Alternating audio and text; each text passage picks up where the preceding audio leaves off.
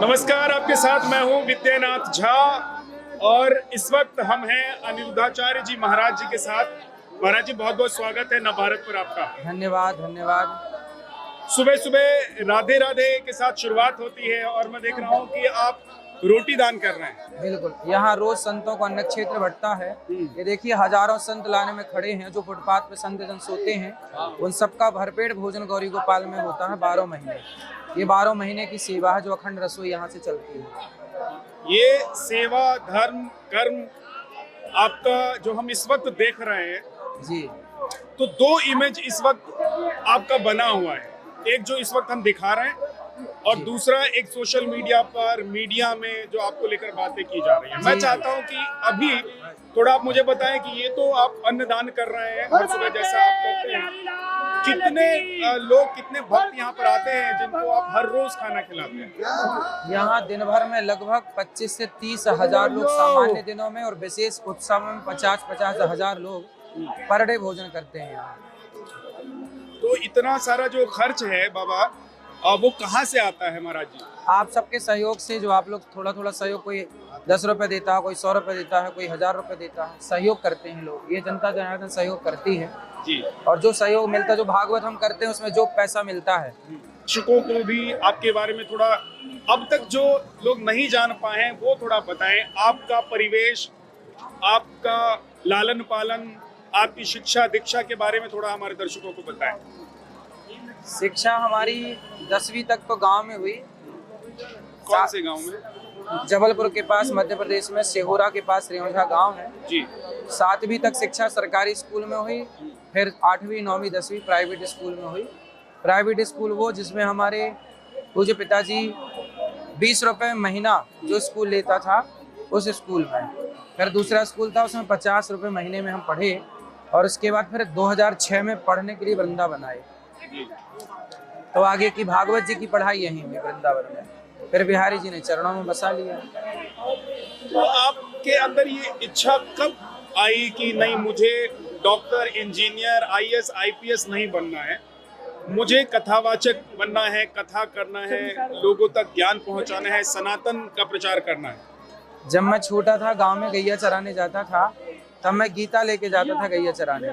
तभी मेरे मन में था कि मैं बड़ा होके समाज की सेवा करूंगा। सारे आपके भक्त जब आते हैं कथा सुनने के लिए तो कहते हैं कि मुझे साक्षात ईश्वर के दर्शन हुए, कृष्ण के दर्शन हुए, ऐसा वो कहते हैं, उनका मानना है। आपको भी कभी ऐसा महसूस हुआ कि ईश्वर ने आपको आभास दिया हो, दर्शन हुआ हो, स्वप्न आया हो कुछ? सपने तो हमेशा ही आते हैं भगवान जी के। सपने तो हमेशा ही आते हैं। और सपने क्या, देखिए, संत के रूप में भगवान ही तो हैं। आता नहीं इस रूप में, किस रूप में आके भगवान मिल जाए। नामदेव जी के यहाँ कुत्ते के रूप में भगवान आए थे।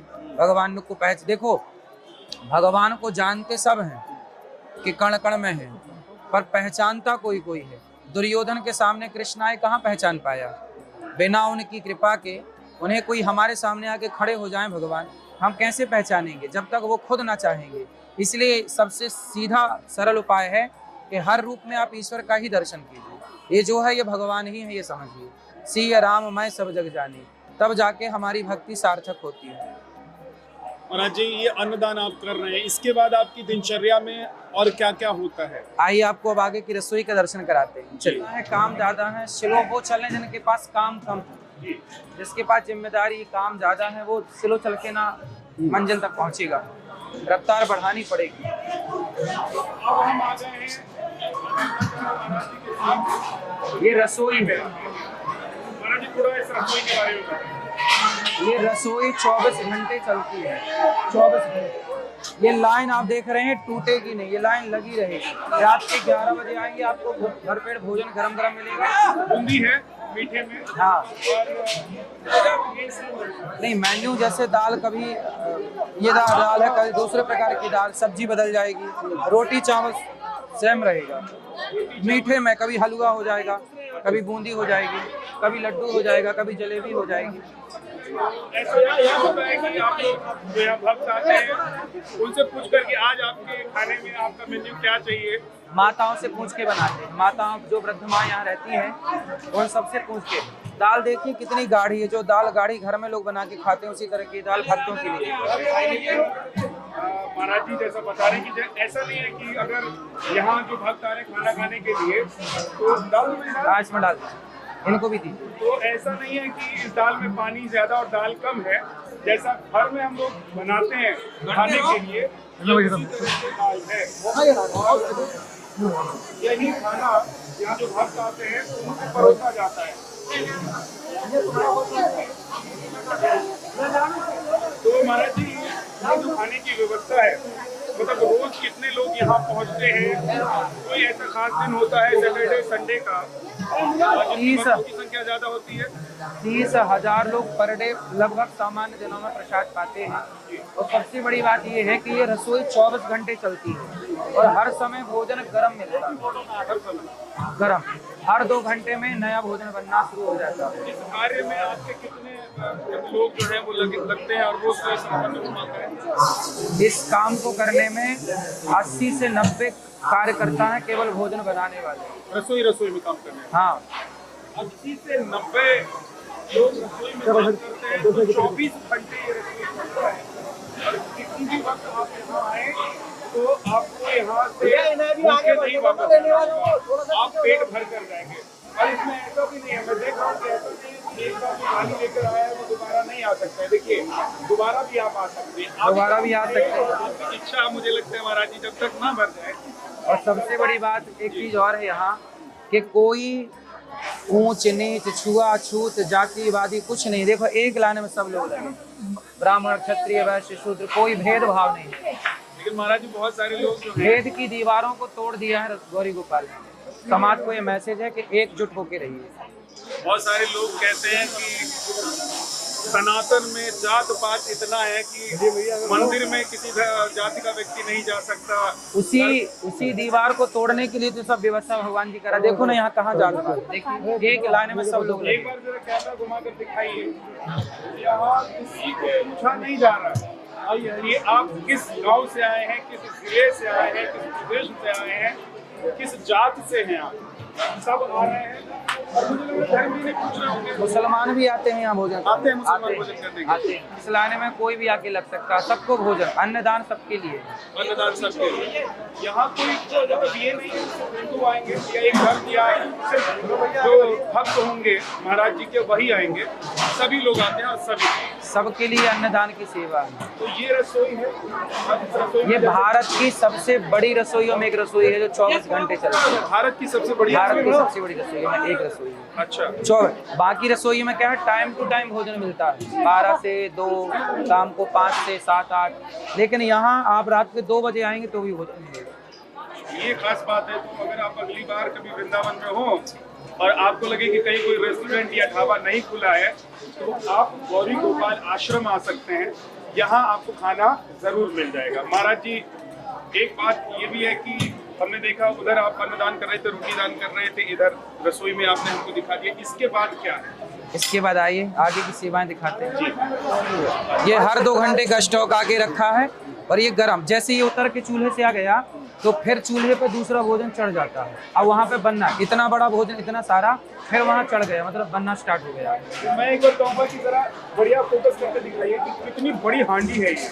और ये कह रहे हैं कि एक बार जैसी ये खत्म होने लग जाएगा तो दूसरी हांडी जो वहाँ चढ़ी होगी वो यहाँ पर आ जाएगी। हाँ सब्जी, दाल, चावल रोटी का स्टॉक है।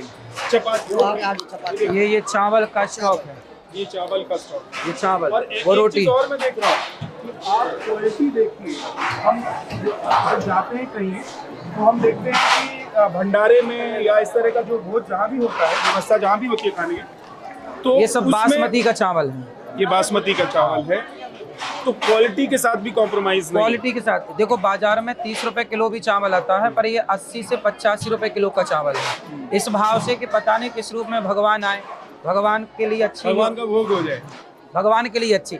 जनता ही तो भगवान है, नर ही तो नारायण है, हर रूप में भगवान है। तो मैं जानना चाहता हूँ कि लाइव हम लोग हैं, महाराज जी सामने खड़े हैं, मैं आप लोगों के बीच में हूँ।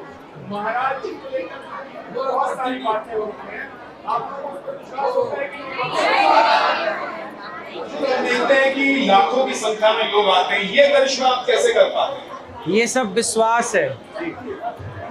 क्या है कि कुछ चैनल ऐसे हैं, कुछ न्यूज चैनल ऐसे हैं, कुछ जो अफवाह फैलाते हैं, लेकिन हमारी जनता जनार्दन, ये हमारी माता बहनें ऐसी हैं कि गौरी गोपाल आकर अपनी आंखों से देख चुकी है, इसलिए जो आंखों से देख चुका होता है वो सुनी बात पर भरोसा नहीं करता। आंखों देखी और कानों सुनी, कानों सुनी झूठ हो सकती है पर आंखों देखी झूठ नहीं। महाराज जी को गुस्सा आता है? नहीं, गुस्सा किस पे करें? आप भी तो हमारे अपने हैं, किस पे गुस्सा करें? लेकिन आप मीडिया वालों को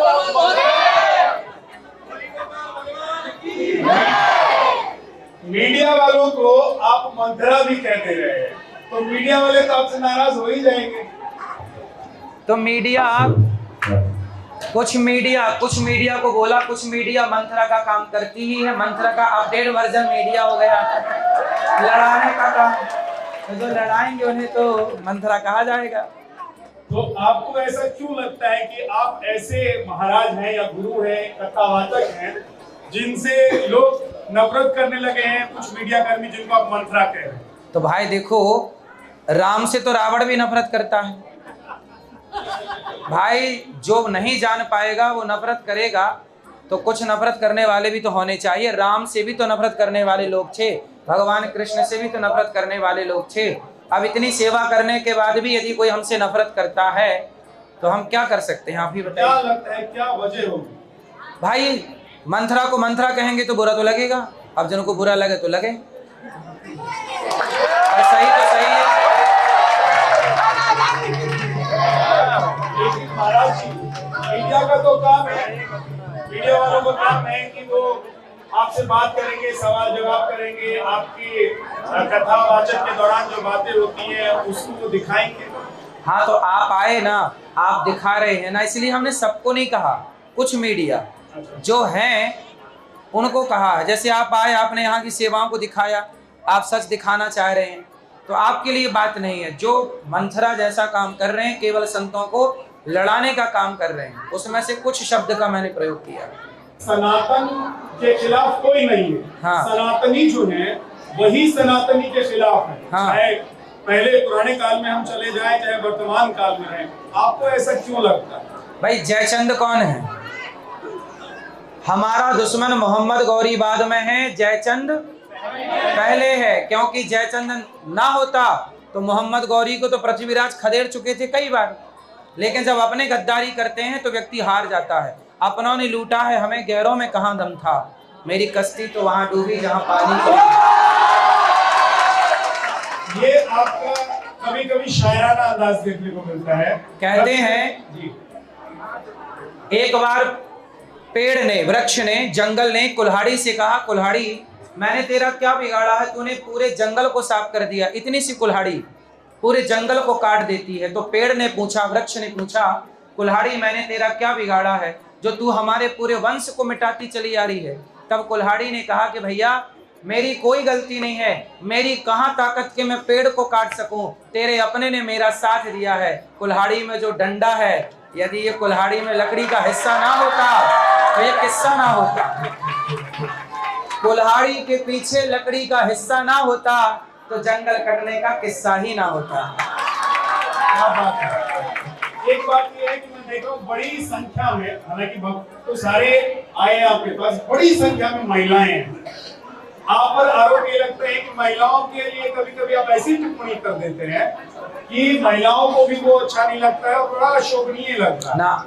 हमारी जितने यहाँ माताएं बहनें हैं, ये वो माताएं बहनें हैं जो हमारी पूरी बात सुनती हैं, पूरी कथा सुनती हैं, और वो जो विरोध करने वाले हैं वो केवल 3 घंटे में से 30 सेकंड की बात सुनते हैं। जब आधी अधूरी बात सुनेंगे तो बात गलत लगेगी, और बात पूरी सुनी जाएगी तो बात सही लगेगी। ठीक है, तो आप लोगों को लगता है जो महाराज जी कह रहे हैं कि पूरी बात नहीं सुनी जाती है, छोटा सा हिस्सा निकालकर वायरल कर दिया जाता है, और महाराज जी तो सबसे ज्यादा वायरल है, आप लोगों को मालूम है कि नहीं मालूम है? तो ये आप लोगों को क्या लग रहा है कि महाराज जी को, मैं आप लोगों के पास आता हूँ, कि महाराज जी को कौन बदनाम करना चाह रहा है? कौन ऐसे लोग हैं जो ऐसे छोटे छोटे वीडियोस बना रहे हैं? मीडिया वाला प्रणाम करना चाहता है। मीडिया वाला का साइड में बैठिए। महाराज की जय हो। मीडिया वाला गलत है महाराज दोस्त से। मीडिया वाला गलत है। मीडिया वाला गलत है। ये तो मैं छोटे हो, इसने बताया कि महाराज जी के पास चलने, क्यों, क्या करने आए हो? मैं उनके दर्शन करने आया हूँ। दर्शन करने आए। क्या नाम है आपका? मेरा नाम जय दीक्षित है। क्या करते हैं आप? मैं स्कूल में पढ़ाई करता हूँ। और महाराज जी क्यों अच्छे लगते हैं आपको? मुझे बहुत अच्छे लगते हैं। क्यों? मैं उनकी कथा सुनता हूँ। कथा सुनते हैं।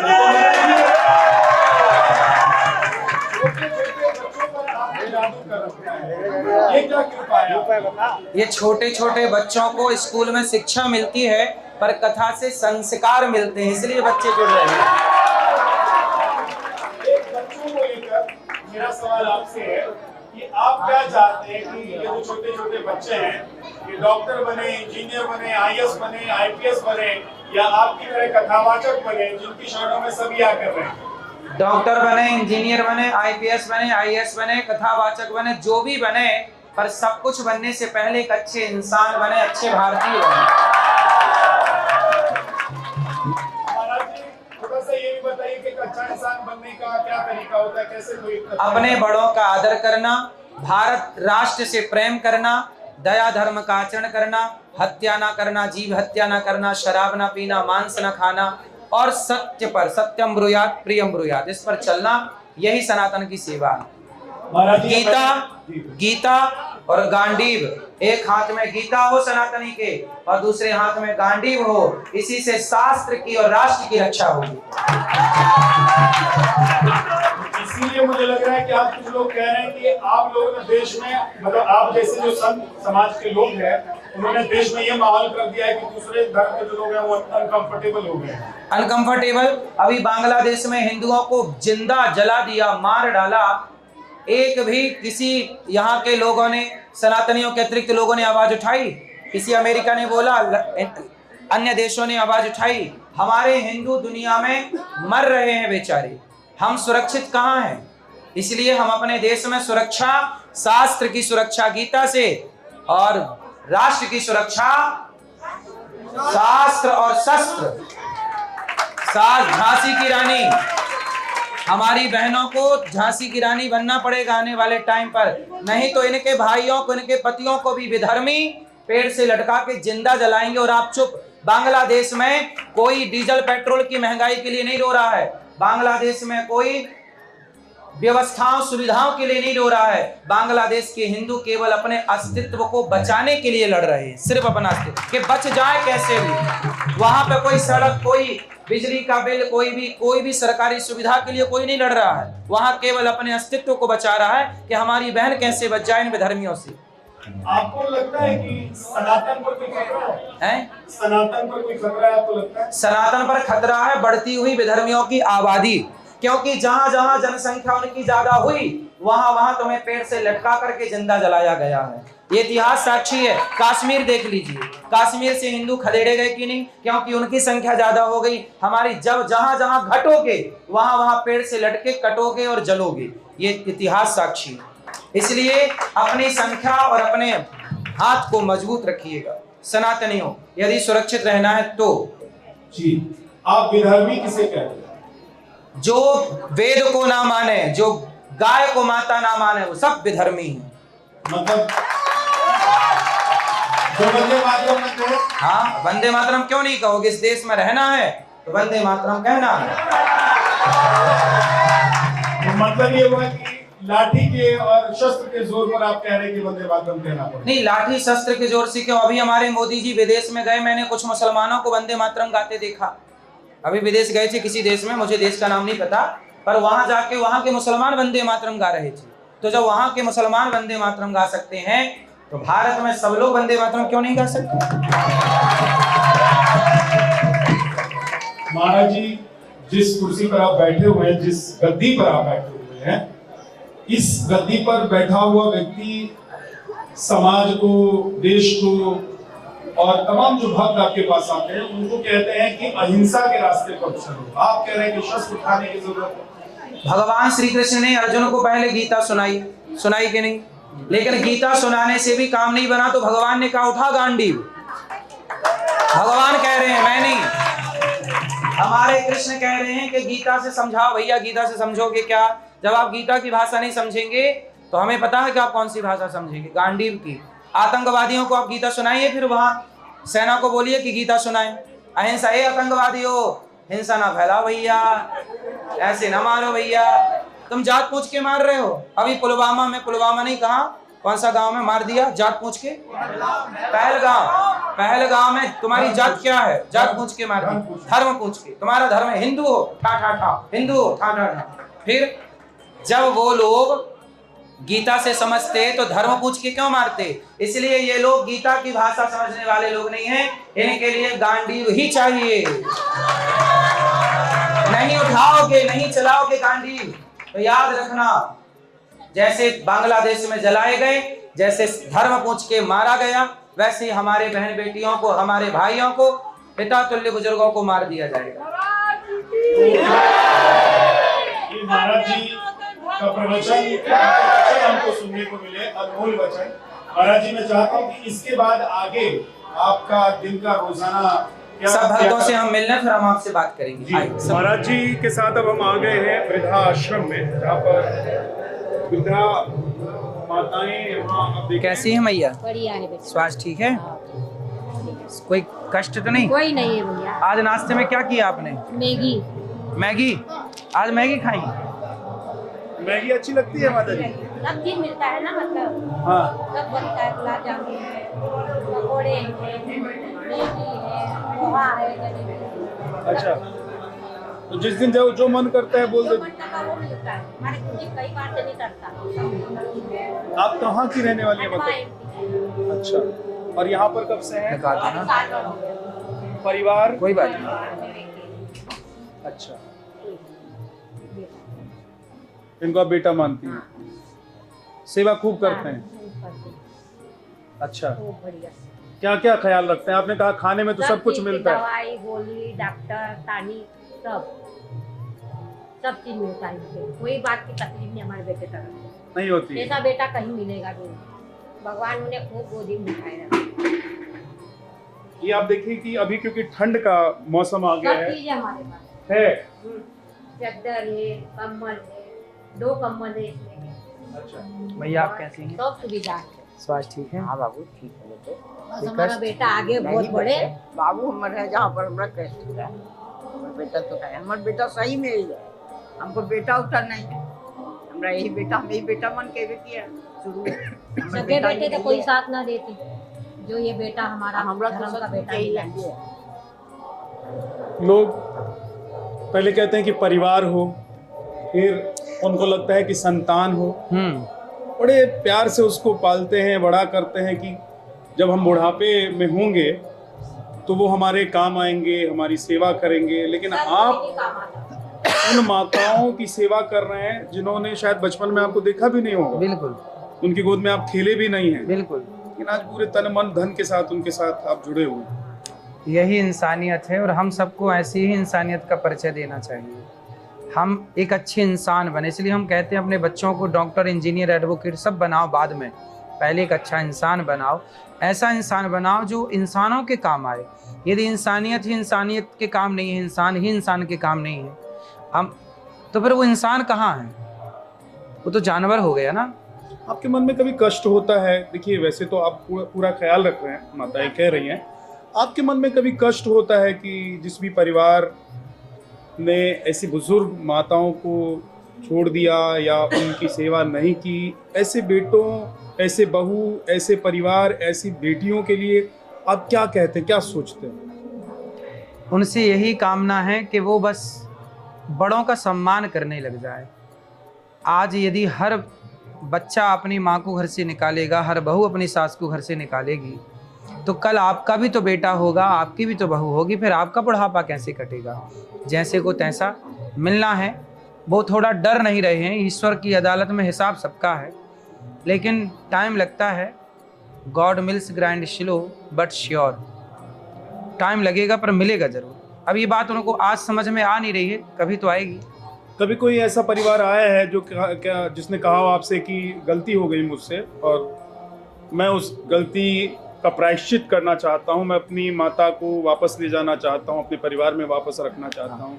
300 350 माएँ जा चुकी हैं यहाँ से वापस जा चुकी हाँ हैं? हाँ अपने अपने परिवार हाँ, पर बच्चे सुधर गए, कथा सुनने के बाद मोटिवेट हुए, समझ गए और लेके गए। सैकड़ों माएँ जा चुकी हैं। अच्छा, अभी कितनी माताओं की अभी सेवा? लगभग 310 वृद्ध माएँ। आप सिर्फ ये नहीं करते हैं, मतलब महाराज जी का काम सिर्फ ये नहीं है कि जो माताएं परेशानी में हैं, दुख में हैं, उनकी सेवा करना, आपने दूसरी जिम्मेदारी भी संभाल हाँ। रखी है कि उनका परिवार गड़बड़ हुआ है, हाँ। उसको भी ठीक करना। ठीक करते हैं। तो ये परिवार को आप पर्सनली काउंसलिंग देते हैं? हाँ। ये काउंसलिंग सेंटर भी आपने बना रखा हर है? 15 दिन में इन माओं के घर पे फोन जाता है यहाँ से अच्छा, कि भाई अब कुछ आई अक्कल, कुछ सुधरी बुद्धि, आ गई हो अक्कल, ले जाओ। जो ले जाते हैं सुधर के ले गए, जो नहीं ले गए फिर उनका माँ भी, एक माँ की मृत्यु हुई तो उनका अंतिम संस्कार भी यहीं पर हुआ। उनका बेटे को हमने फ़ोन लगाया, 2 बेटे थे, कोई बेटा नहीं आया, कंधा देने भी नहीं आया। तो 13वीं भी यहाँ पे अभी 2-3 दिन पहले हुई 13वीं। तो ऐसे पूत तो कपूत हैं। हाँ, कपूत ही हैं, पुत्र कहाँ हैं ये। अच्छा, कभी आपको ऐसा लगा हो कि भाई आपने किसी को समझाने बुझाने की खूब कोशिश की, लेकिन वो इतना मगन है कि उसको कुछ समझ में नहीं आ रहा है कि माँ कौन होती है, बाप कौन होते हैं, उनके समझ में कुछ नहीं आ रहा है। ऐसे जो पूत है या पुत्रियां हैं, उनके लिए भी कुछ संवाद है आपके लिए? कथाओं के द्वारा हम सबको मोटिवेट करते हैं कि अपने माँ बाप को घर पे रखो, सेवा करो, निकालो ही मत। मूल बात तो ये है, वृद्धाश्रम बनाना उद्देश्य नहीं है, वृद्धाश्रम नहीं होने चाहिए, पर ये कब होगा। अभी हमने एक स्कूल बनाने का भी प्लान सोचा है, कक्षा 1 से 12वीं तक, जहाँ शिक्षा भी होगी और संस्कार भी देंगे बच्चों को, CBSE बोर्ड की शिक्षा, साथ में संस्कार। वो संस्कार आज स्कूलों में देखो, गलती सरकार की भी है, गलती शिक्षा की भी है। क्या शिक्षा की गलती है? स्कूलों में क्यों नहीं पढ़ाते ये पाठ, मातृ देवो भव, पितृ देवो भव, अतिथि देवो भव, आचार्य देवो भव। मातृ देवो भव क्यों नहीं पढ़ाते? ये वेद का मंत्र है, वेद की बातें हैं, वेद की ऋचाएं हैं, क्यों नहीं पढ़ाते? यदि आप मातृ देवो भव पढ़ाएंगे बचपन से, बच्चों को ये समझाया जाएगा कि बेटा माँ भगवान होती है, भगवान के तुल्य जननी जन्म भूमश्च स्वर्गादपि गरीयसी। यदि ये बात पढ़ाई जाए बच्चों को, तो क्यों वृद्धाश्रम बनाने की आवश्यकता हो? नहीं पढ़ाती सरकार, इसलिए ना आजकल के बड़ों का सम्मान नहीं है, बड़ों की इज्जत आजकल कुछ बच्चे नहीं करते। इसलिए ये सरकार की भी अपनी गलती है कि वो सरकार ठीक से बच्चों को पढ़ाना नहीं चाह रही है। जो संस्कार, देखो शिक्षा तो आप दे रहे हैं, संस्कार कौन देगा? और बिना संस्कार के सम्मान नहीं पैदा होता। शिक्षा किताबों से हासिल हाँ, कर सकते हैं, संस्कार के लिए हमको समझाना पड़ता है, परवरिश देनी। बिल्कुल, इसलिए कहते हैं कि शिक्षा के साथ साथ परवरिश बहुत जरूरी है। विद्या ददाति विनयम। यदि आपकी विद्या ने आपको नम्र नहीं बनाया, तो हमारी सनातन की भाषा में उसे विद्वान नहीं, मूर्ख कहते हैं। अब रावण विद्वान तो है, पर मूर्ख विद्वान है। ठीक बात। आइए थोड़ा और मैं थोड़ा दिखाना भी चाहता हूँ कि देखिए महाराज जी, मैं क्योंकि पत्रकार हूँ, एंकर हूँ, स्टूडियो के साथ साथ बाहर भी हम लोग जाते रहते हैं, घूमते रहते हैं, देखते हैं। तो जब हम वृद्धा आश्रम में जाते हैं या किसी भी आश्रम में जाते हैं, तो वहाँ मोटा मोटी सारी व्यवस्था की जाती है। मैं थोड़ा अपने कैमरे को घुमाकर दिखाना चाहता हूँ कि आप देखिए, ऐसा नहीं है कि ये आश्रम बनाया गया है तो इसमें चारपाई लगा दी गई है या बेड लगा दिया गया है। काम चलाओ सारी चीजें ऐसी हैं कि भाई आप कहीं से दुखी हैं, कहीं आए हैं, तो आपको आश्रय मिल रहा है, अब इसमें गुजारा कर लीजिए। सिर्फ ये गुजारे वाली बात नहीं है, ये बात है कि जैसे हम रहेंगे वैसे आपको रखेंगे। अगर मैं गलत नहीं कह रहा हूं तो, क्योंकि मैं देख रहा हूं, देखिए ना, दीवारें दिखाइएगा, यहाँ की दीवारों पर देखिए, आप शायद ही आप अपने घर में, अपने कमरे में इस तरह की पेंटिंग करवा पाते होंगे या दीवार इतना बढ़िया सजा पाते होंगे। देखिए बेड के साथ जो गद्दा लगा हुआ है, कंबल, आप माताजी बता रही हैं कि खाने पीने की, तो जो मन इच्छा करते, सुबह मैगी खाने का मन हुआ तो सुबह मैगी खा लिया, और रात में दूध पीने का केसर वाली आती है, गुलाब जामुन आते हैं, केसर वाला दूध पीने का मन करता है तो वो भी आ जाता है। सब जो मन करता है वो आता है। रात को सब माओ को 1-1 गिलास दूध मिलता है और सभी माओ के कमरे में AC लगी हुई है। ये देखिए, अभी ठंड का मौसम है तो कंबल है, और वहाँ उधर जरा एक बार दिखाइए, उधर AC लगा हुआ है। तो मैं ये कह रहा था कि ऐसा नहीं है कि सिर्फ रहने की व्यवस्था कर दी गई है, क्योंकि आप मजबूर हैं, कहीं से परेशान होकर आए हैं, तो आप रह लीजिए। प्रणाम माता जी। कैसी हैं आप? बहुत बढ़िया, बहुत बढ़िया। इस बेटे ने इतना सुख दिया है, और आपकी माँ सब सुख भूल गई, सब दुख भूल गई। मेरा कोई नहीं कि जो भी न पति न बच्चे न मकान, ये सब दिया है।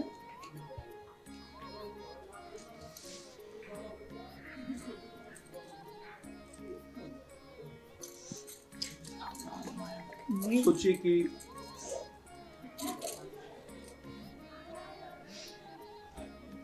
इस दुनिया में ही दो तरह के लोग हैं। एक महाराज जी हैं जिनका हाथ पकड़कर एक बूढ़ी माता जी रो रही हैं। ये खुशी के आंसू है बेटा, ये दुख के आंसू नहीं है, खुशी के आंसू। मैं रोती नहीं, मेरे को रोना भुला दिया इनने। माता जी आप मत रोइए। नहीं मैं नहीं रोती, पर बेटे को देख कर मुझे जरूर रोना। भगवान ऐसा बेटा सबको दे, या मुझे जन्म ना दे, और दे तो ऐसा बेटा दे। माता जी वैसे घर कहाँ था? घर तो था ही नहीं। जब तक मेरे पति नहीं खत्म हुए तब तक ससुराल में दिन काटे, और इधर माँ बाप खत्म हो गए तो मायके में दिन काटे। फिर मैंने मेहनत इतनी की है कि आज भी मेरा शरीर दुखता है बेटा। तो आप अपने माता पिता, आपके पति के जाने के बाद आपके सेवा किसने की थी? पति के जाने के माँ बाप के पास आ गई थी, माँ बाप ने मेरी सेवा करी। तो पति की मृत्यु कब हो गई थी? मृत्यु की मृत्यु तो 30 साल हो गए। 30 साल हो गए। 32। तो आपके बच्चे नहीं हुए? कुछ नहीं। तो फिर माँ बाप के यहाँ थी, भाई भतीजा रखते थे। हाँ। फिर क्या हुआ? अब भाई की वृद्धा मेरे से भी बड़ी है, 6 साल बड़े मुझसे। भाई? हाँ। तो फिर भतीजा तो होंगे? भतीजा है तो वो अपनी प्राइवेट नोट की छोटी सी। तो फिर वो आपकी सेवा नहीं करते? नहीं कर पाते। मुझे बहुत बुरा लगता है कि बच्चे दुखी रहे। मेरा मैं बैठ के तुम्हारा सहारा देख के आई और कुछ ना। नहीं आप मत रोइए, अब तो हैं आप हमारे पास। खुश रहिएगा। मैं सब भूल गई, इस बेटे के पास आ गई। मेरे खुशी के आंसू है, ये दुख के आंसू नहीं। जो लोग ये कहते हैं कि अनिरुद्धाचार्य जी पैसे लेते हैं नहीं, वृद्धाओं को रखने के लिए, एक पैसा नहीं, ऐसा भी कुछ बातें होती है ना महाराज जी? होती हैं, लोग कुछ भी कहते हैं, मनमाना कहते हैं। अब सोचिए जिन माता जी के पास मैं इस वक्त बैठा हूँ, महाराज जी बैठे हुए हैं, ये कह रही हैं कि मेरा कोई नहीं है। 10 लाख तो छोड़िए, मुझे लगता है कि 10,000 भी या 1,000 भी पैसा इनके लिए जुटाना या रखना बड़ा मुश्किल होगा। नहीं, है ना? नहीं। 10 लाख रुपए कहाँ से लाएंगे? मतलब आप सोचिए कि सनातन को, एक सनातन धर्म में रहते हुए समाज और लोगों की सेवा करने वाले को बदनाम करने के लिए कैसे कैसे लोग लगे हुए। हाँ, इन्होंने बहुत बदनाम किया हमारे बच्चे को, बहुत दुख होता है माता जी? बहुत दुख। जो हमने 5 पैसे नहीं दिए और उसके कह रहे हैं कि 10 लाख दिए। 10,000 कहाँ से देंगे हम? उतना होते तो अपने घर पे रहते, घर बना के रहते। इसको क्यों आते? इन्होंने कभी सोचा कि आपने तो 1 रुपया नहीं दिया यहाँ रहने के लिए, हाँ। तो ये जो आप लोगों पर खर्च करते हैं, कभी सोचते हैं कि इतना पैसा कैसे खर्च हो? हाँ सोचते हैं, पर ये बेटा मेरा बहुत भाई के कहाँ से लाता कि हर माँ से भीख मांग के हमें पालन करता, हर चीज से भीख मांग के, हर बात से। जनता जनार्दन से भिक्षा मांग मांग के ही सेवा होती है। मैया यही कहते हैं कि भागवत के द्वारा हम जनता जनार्दन से सहयोग की अपील करते हैं कि लोग आप सब सहयोग करेंगे तो माँ को भोजन मिलेगा। लोग सहयोग करते हैं तो माँ को भोजन मिलता है। हम जो तिहाड़ी मजदूरी होती है ना, रोज कमाना रोज खाना, इसलिए आपको बता दें कि सबने दीपावली में छुट्टी मनाई, हमारी दीपावली में भी छुट्टी नहीं थी और दीपावली निकल गई, अभी तक हमारी छुट्टी नहीं आई। रेगुलर काम करना पड़ता है हमें, रोज काम। नहीं कमाएंगे, नहीं करेंगे तो कैसे यहाँ की सेवाएं चलेंगी? नए साल का क्या प्लान है माताओं के लिए जहाँ पे हम लोग बैठे हुए? नए साल में हर त्योहार माँओं के साथ ही मनाते हैं। दीपावली, होली, दिवाली सब कुछ माँ। नए साल भी मनाएंगे माँओं के साथ, खूब उत्सव होगा। मैयाओं के साथ हम खेलते भी हैं, दौड़ते भी हैं, ताकि माँओं का स्वास्थ्य भी अनुकूल रहे। इसी चीज से ना। और यहाँ एक चीज और आप देखिए, खुशी के आंसू हमारे। कि यहाँ पे सभी माएँ रहती हैं। आज तक किसी भी माँ से हमने जात नहीं पूछी कि आप किस समाज की माँ हो, किस जाति की माँ हो। हर जाति की माँ यहाँ हो, सबके मैं ऐसे ही पाँव दबाता हूँ। कोई भी आज तक मैंने पूछा ही नहीं, आज तक इनसे नहीं पूछा कि इनकी जाति क्या है। और यहाँ हर जाति की माँ है, ब्राह्मण, एक क्षत्रिय, मैं आपका वैश्य, वीडियो देख रहा था, उस वीडियो में किसी ने आपसे सवाल किया और पूछा कि क्या यहाँ अगर कोई मुस्लिम माता आए तो आप क्या करेंगे। आपने जवाब दिया कि मैं उसको भी रख लूंगा। आप जिस भावना, जिस एक्सेप्टेंस के साथ अपने इस कार्यकलाप में लगे हुए हैं, दूसरे समुदाय के लोग भी आपको उतना ही एक्सेप्ट करते हैं? देखो, दूसरे समुदाय के बारे में तो कुछ लोग कथा सुनते ही हैं और कुछ लोग कथा सुन के अच्छा भी कहते हैं, लेकिन मैं सनातनी हूँ, तो सनातनी तो वसुधैव कुटुंबकम की बात करता है ना। मैं छोटी सोच का नहीं हो सकता। ये गौरी गोपाल में आपने देखा होगा, दरवाजा ही नहीं है। कोई भी आओ, कोई भी भूखा आए, चाहे हिंदू हो, मुस्लिम हो, सिख हो, ईसाई हो, यहूदी हो, पारसी हो, यदि गौरी गोपाल आया तो सबको भोजन मिलेगा। यदि यहाँ माता आ गई, हिंदू की माई, यदि ये मुसलमान की माता आई, वैश्य शूद्र की माता आई, या हिंदू, मुस्लिम, सिख, ईसाई, किसी की भी माई, तो सबकी माँओं का यहाँ स्वागत है और सम्मान है, एक सा, कोई भेद किए बिना। मैं यदि हिंदू माँ के पाँव दबाता हूँ तो मुसलमान की माँ होगी तो वो माँ तो माँ है। मेरे लिए माँ कोई जाति धर्म की नहीं होती, मेरे लिए तो माँ केवल माँ होती है। आप क्योंकि कह रहे हैं कि आप जात धर्म को नहीं मानते हैं, सबकी सेवा बराबर से एक ही भाव से करते हैं, लेकिन कुछ लोग तो कहते हैं कि आप तिवारी हैं, हाँ ना, जात से ब्राह्मण हैं आप। कुछ लोग कहते हैं कि ब्राह्मणों ने हर जगह कब्जा किया हुआ है, दूसरा कोई कथावाचक आए, दूसरा कोई प्रचारक आए, आप लोग किसी को टिकने ही नहीं देते। नहीं, कितने कथावाचक हैं जो ब्राह्मण नहीं हैं, कितने लोग हैं जो ब्राह्मण नहीं है, कार्य कर रहे हैं। देखो, हमारे सनातन में कोई रोक टोक नहीं है।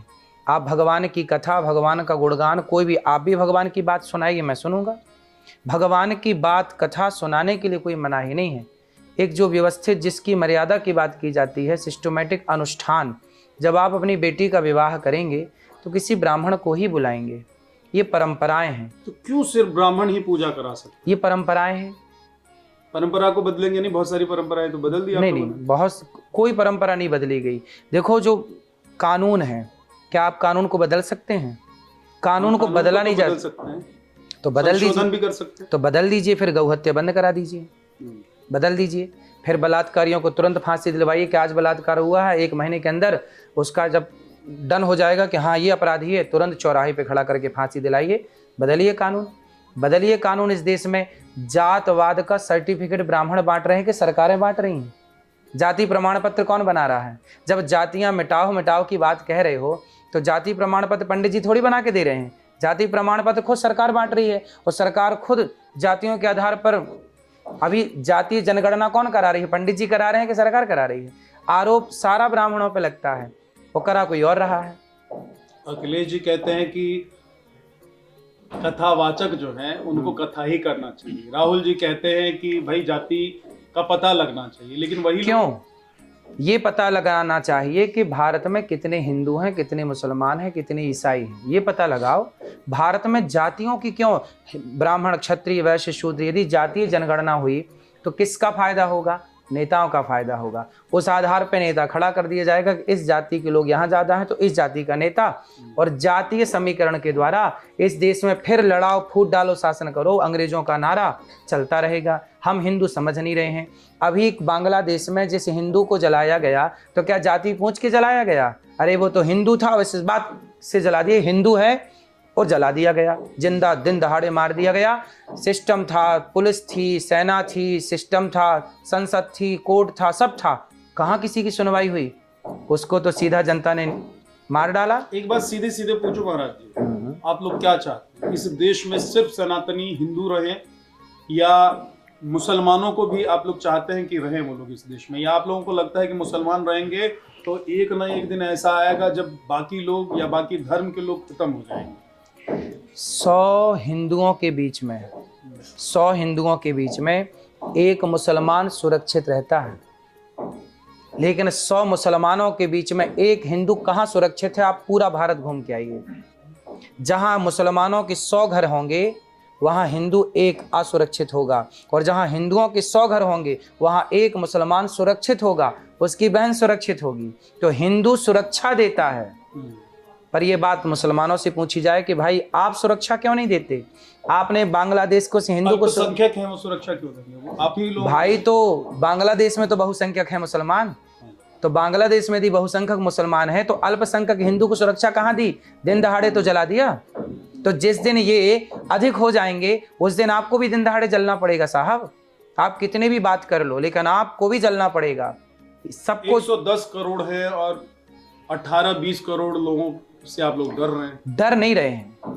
देखो, बीमारी को और शत्रु को कभी छोटा नहीं समझना चाहिए। चाणक्य कहते हैं जब सिकंदर आया था तो चाणक्य ने धनानंद को जगाया था।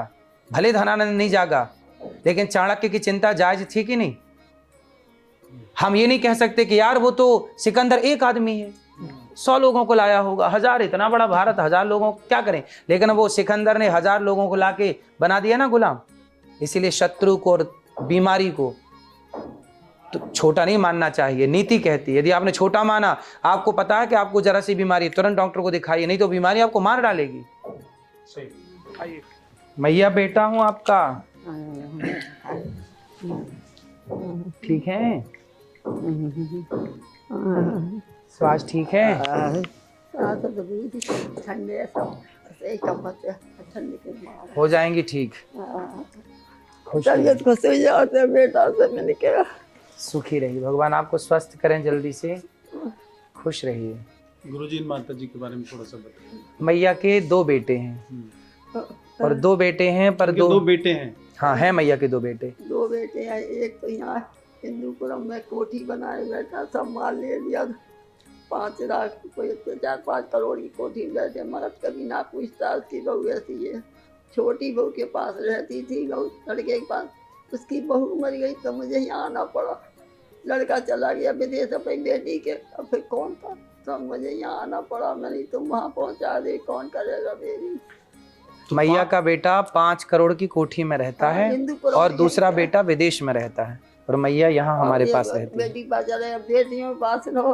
बेटियों के परिवार वाले नहीं रहने देते हैं, आने देते हैं। तुम्हारा बेटा तुम क्यों रहती हो, तुम्हें शर्म नहीं आती है तो यहाँ रहती हो। तो ऐसे जैसे बेटियों के रह नहीं सकते, बेटियाँ लेने आती हो। मैं जाती ही नहीं हूँ, ना जाऊँ। अब मैं यहाँ आ गई हूँ तो गुरुजी के हाथ से ही कुछ हुआ। मैं एक बेटा जो 5 करोड़ की कोठी में रहता है, 5 करोड़ की कोठी, मतलब यही हिंदुपुरम अब सोचिए, यहीं बता रहे यहीं हैं वृंदावन में, मथुरा, ये मथुरा में 10 किलोमीटर दूर। पिछली बार कब आया था आपका कोई बेटा मिलने के लिए, विदेश वाला या यहाँ वाला? विदेश वाला भी नहीं आया, वो कोई नहीं आया। बहू मर गई ना, चली आई, बहू मर गई, वो चला गया बेटी के। बेटा कभी मिलने आया आपका यहाँ? ना, अभी नहीं आया कोई नहीं, 5 साल हो गए, कोई नहीं आया। बेटी आती रहती ना फोन ऑन आता है मैया के पास। फोन तो आई बेटे का, हाँ। तो क्या बोला, कभी लेने नहीं आया? मुझे गुरुजी बता दूं, गुस्सा आइए, मैं मेरे पास फोन करने की हिम्मत मत करना। फिर दोबारा फिर भी ऐसे बेटों का महाराज जी क्या करना। सोचिए, जो 5 करोड़ की कोठी में रहता हो और एक बेटा विदेश रहता हो। आप सोचिए उस माँ बाप के बारे में जिसने बेटे को, एक को इस लायक बनाया कि 5 करोड़ की कोठी तू बना सकता है, एक को इस लायक बनाया कि तू विदेश जाकर वहां पर नौकरी पेशा कर सकता है अपना।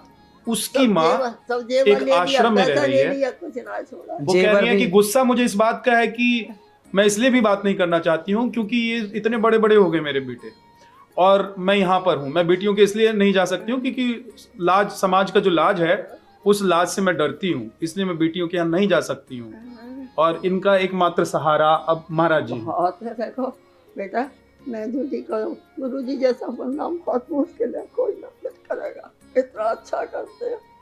मैं आई, हाथ पर पैर टूटा, उससे पहले मैं अपने पैसे आश्रम पे दे आई। अगर मैं मर जाऊँ तो मेरे ब्रह्मा भोजन कर देना। मैंने बधाइयों भी दे आई, पैसा बहुत था मेरे पास, ले लिया जेवर, पैसा फिर कुछ नहीं था। किसने ले लिया माता जी? है? किसने पैसा और जेवर ले लिया? अब मैं कुछ कह रहा सकती हूँ। नहीं, बेटों ने ले लिया या बेटियों ने ले लिया? बेटों ने, बेटियां ने लिया, कुछ बेटों ने ले लिया। दोनों ने? सब धन, सब माल संपत्ति सभी ले ली। सब छोटे के पास रहती, छोटे ने सब जेवर ले लिए, काफी जेवर था मेरे पास। तो बोले मैंने कि अब तो मैं ऐसा करो, बहू मर जाए तो मुझे पानी भी नहीं मिलेगा यहाँ। तब फिर मुझे पहुँचवा गए यहाँ और चले गए, फिर अपनी बेटी के चले गए। बहू मर, हमने तो नहीं लिया आपसे कोई पैसा? नहीं, आज तक एक कौड़ी ना गुरुजी तो करते हैं, तो कुछ करेगा नहीं है। आज गुरुजी करते हैं, कोई नहीं कर सकता। गुरुजी बहुत लाखों में एक है। कहते हैं पूत सपूत तो का धन संचय और पूत कपूत तो का धन संचय। अगर पूत आपका सपूत है तो धन संचय करके आप क्या करेंगे, और पूत कपूत है तो आप धन संचय करके क्या करेंगे। सपूत है तो खुद कमा लेगा और कपूत है तो सब पूछते हैं, उड़ा लगाते हैं, पेट से लगाते हैं, दिल की बात पूछते हैं, सब करते हैं, कोई ना करेगा। खुश हैं अब आप? हम बहुत खुश हैं। गुरुजी के दर्शन कर लेते हैं तो बहुत रोम रोम खुश हो जाता है। नहीं चाहते हैं मथुरा वापस जाना? मथुरा वापस जाना नहीं चाहते हैं? नहीं, बिल्कुल नहीं। मैं यही गुरुजी करेंगे और मैं अपना कार्यक्रम को सब अब पैसा दे आई हूँ। मतलब बच्चों को भी पैसा दे के आई है कि मैं मर जाऊं तो तेरी वगैरह? बच्चों को ना दे आई हूँ गुरुजी, मैं आश्रम पे दे आई हूँ। देखो माता जी एक चीज बताइए, एक चीज बताइए कि जो अपना हिंदू धर्म है उसमें कहते हैं कि अंतिम वक्त में जो है ना बड़ा बेटा होता है, क्रिया कर्म का पहला अधिकार बड़ा उसी का। बेटा ही तो है हिंदूपुरम में, तो उसको अधिकार नहीं देंगी आप? अब अधिकार ऐसा ले लिया उन्होंने, सब धन माल ले लिया, सब संपत्ति ले ली, फिर क्या हो? चलो छुट्टी ले चुके सब। करोड़ों की संपत्ति थी मेरे पास, करोड़ों के बाद सब कुछ अब नहीं है। कैसे फर्जीवाड़ा करके ले लिया? अब बेटा ये टूट गया मेरा। बोला मैं ब्रह्मा कुमारी में चलती थी आश्रम ना, तो उसमें आश्रम से लौट रही थी, टिड्डी वाले और पीछे से धक्का दे दिया, तो मेरा ये टूट गया, हाथ टूटा, पसली टूट गई पीठी। मेरा ऑपरेशन हुआ, सही नहीं हुआ, मैं बॉकर से चलती हूँ। फिर मैंने सोचा वहाँ रही, मेरी बहू को कैंसर था, छोटी को, वो उसी के पास रहती थी। वो अच्छी थी? वो अच्छी थी, बेकार मर गई, भगवान करे उसको सर्व में अच्छी जगह। तो उसको कैंसर हो गया, सुबह की हालत खराब होने लगी। मैंने कि अब ये मर गई तो मुझे पानी भी ना मिलेगा, इसलिए मुझे तुम पहुँचा दी। तब मेरे यहाँ आने पे 15 दिन पीछे मर गई, बरेली ले गए, हॉस्पिटल में मर गई। ठीक है माता जी, हाँ, आप अपना ध्यान रखिए और आपका ध्यान रखने के लिए महाराज ठीक है जी मैया। हैं। महाराज जी बहुत बढ़िया है। खुश रहिए। माता जी प्रणाम। कहाँ से आई आप?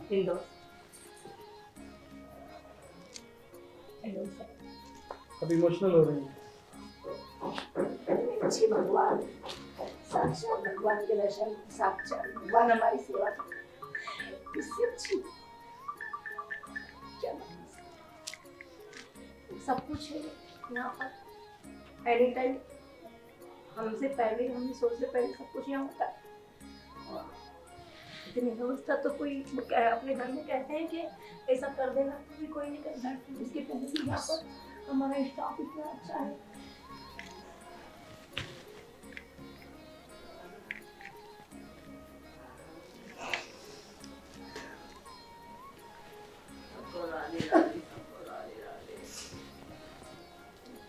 कोई माँ नहीं चाहती कि अनाथ आश्रम में आके रहे।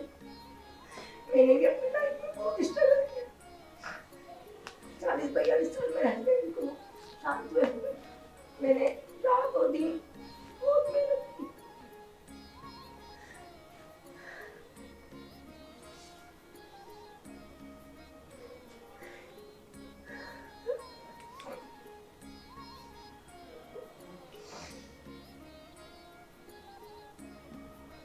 ऐसे गुरु जिनका कोई मतलब वर्णन नहीं कर मैं पहले कभी नहीं मिला हूँ इनसे, मैं पहली बार इनसे मिल रहा हूँ और मैं अपने इमोशन पे कंट्रोल नहीं कर पा रहा हूँ। जिस तरीके से मैं देख रहा हूँ यहाँ माताएं जो बड़े अच्छे से रह रही हैं, कह रही हैं कि मतलब शायद इससे बढ़िया इनके घर में भी व्यवस्था इनके लिए नहीं होती। अंदर से कितनी टूटी हुई हैं ये माताएं, जिन्होंने बच्चों को जन्म दिया, ये सोचा कि बढ़िया पढ़ाऊंगी, बढ़िया लिखाऊंगी, बड़ा बनाऊंगी, 5 करोड़ की कोठी बनाएगा, विदेश जाएगा। उनकी माएं रो रही हैं। आप सोचिए, उनकी माएं रो रही हैं। शर्म आनी चाहिए ऐसे बच्चों को। ऐसे बच्चे बच्चे कहलाने के लायक नहीं है। ऐसे बच्चों का जन्म नहीं होना चाहिए जिनकी माताएं रो रही हैं, जिनकी माताओं की आंखों से आंसू निकल। कहाँ है माता जी आपके बच्चे? बेटा को 5-6 साल से घर छोड़ के चला गया, पता नहीं। और बेटी तो परिवार उसको बहुत बड़ा है, इसलिए हमारा छोटा घर एक परिवार बना। फिर अब डॉक्टर ने भी मना कर दिया था कि बहुत काम किया, रात भर दिन में बहुत काम किया, मतलब कभी घंटा तो सोने को मिला, कभी नहीं भी मिला, फिर चलना। हाँ जी, क्योंकि जब हस्बैंड मर गए 300 के साथ खाना फिर मुझे मालूम है, तो बड़ी मुश्किल ऐसे समय में चल रही, मैं समझती नहीं थी कि आगे तो मरना क्या होता है। कितनी उम्र थी आपकी? 22 साल की होंगी शायद। इन 22 साल में अपने आप को इतना तपाया, किसी से एक पैसा नहीं मांगा, बहुत स्वाभिमान से जिंदगी जी, किसी के आगे काम किया, उनसे पैसे मांगे, परंतु किसी अपने रिश्तेदार से, बल्कि उनको मदद की मैंने, रिश्तेदारों की बहुत मदद की, पैसे से, शारीरिक, मानसिक, आर्थिक, सब तरीके से। बच्चों को चाहा था कि बच्चों को खूब अच्छा बनाऊंगी, अच्छे संस्कार दूंगी। ब्राह्मण है? हाँ जी। पर कहीं मेरी गलती हो गई, मैं मेरे बच्चे जहाँ भी हैं या मेरा परिवार है जहाँ भी, मैं सबसे माफ़ी भी मांगना चाहती हूँ कि मेरी कौन सी चूक रह गई। मैंने ऐसा क्या नहीं किया उनके लिए जो मुझे यहाँ तक इतना बड़ा डिसीजन लेना पड़ा। मेरा पूरा घर बर्बाद करके मैं यहाँ आ गई, पूरा घर दान करके। फिर मैंने सोचा कि मैं कहाँ जाऊँगी, मेरा कोई देखने वाला नहीं था। मैं रात भर अकेली, मुझे कैंसर की भी संभावना अभी आई थी, 8-10 दिन पहले मैं ऑपरेशन करा के आई हूँ, उसमें भी मैं अकेली जूझी। क्यों ऐसा किया आपने? सब कुछ दान दे दिया, परिवार कुछ? फिर कहाँ जाती? अब 10,000 रुपये तो मुझे मकान का किराया देना था, अपना खुद का चलाना था। फिर आप तो कह रही बच्चे हैं ना? तो बेटा तो 5-6 साल से चला गया ना, छोड़ के। बेटी था ना, बेटी बेटा से बेटी तो देखिए साहब, बेटी दूसरे के अंडर में है, उसका थोड़ी राइट बनता है कि वो अपने लिए कुछ करेगी। यदि सामने वाले उनको परमिशन देंगे तो ही तो करेगी। और अपना क्या अधिकार है? अपन ने किसको दान दे दिया है? बेटी को तो दान दे दिया ना। मैं तो उसके घर पानी भी नहीं पीती थी कभी, उसका कभी कुछ खाया भी नहीं मैंने, बहुत स्वाभिमान से रही। तो मैं स्वाभिमान महाराज जी के बारे में स्वाभिमान से किसने अपने आपको बेटे के पास आ गई मैं, कि ये बेटे को मैं जानती नहीं थी कभी, पर पता नहीं कौन से जन्म का कोई पुण्य होगा, कौन से जन्म के हमारे पाप में से एक पुण्य का छींटा है। एक पुण्य कोई किया होगा नजर, मैं तो बहुत पापी हूँ, पर ये मेरा कोई पुण्य का बहुत बड़ा पुण्य है, ये मेरा बहुत बड़ा पुण्य है। मैं तो इनको कुछ सताती नहीं हूँ, यहाँ पर भी बस दर्शन करती हूँ, आपके चरणों की धूल मिल जाती है, मेरे को बहुत अच्छा लगता है। ऐसा लगता है मेरे सब कुछ पा लिया। किसी को कुछ नहीं चाहिए बुढ़ापे में, 2 जोड़ी कपड़ा और 2 रोटी चाहिए, पर बस स्वाभिमान की चाहिए। वो स्वाभिमान खत्म हो गया, इतने अरमान। जी मैं इमोशनल हो गया, मैं अपने इमोशन को कंट्रोल नहीं कर पाया। आप जब 300, आप कह रहे हैं 300 से ज़्यादा माताएं तो यहाँ से चली गई है, इतनी सारी कहानियाँ, इतनी सारी बातें, आपके मन को कचोटता रहता होगा कि कैसे ये लोग हैं, ये कहाँ से आते हैं, क्यों ये जन्म लिए इस धरती पर?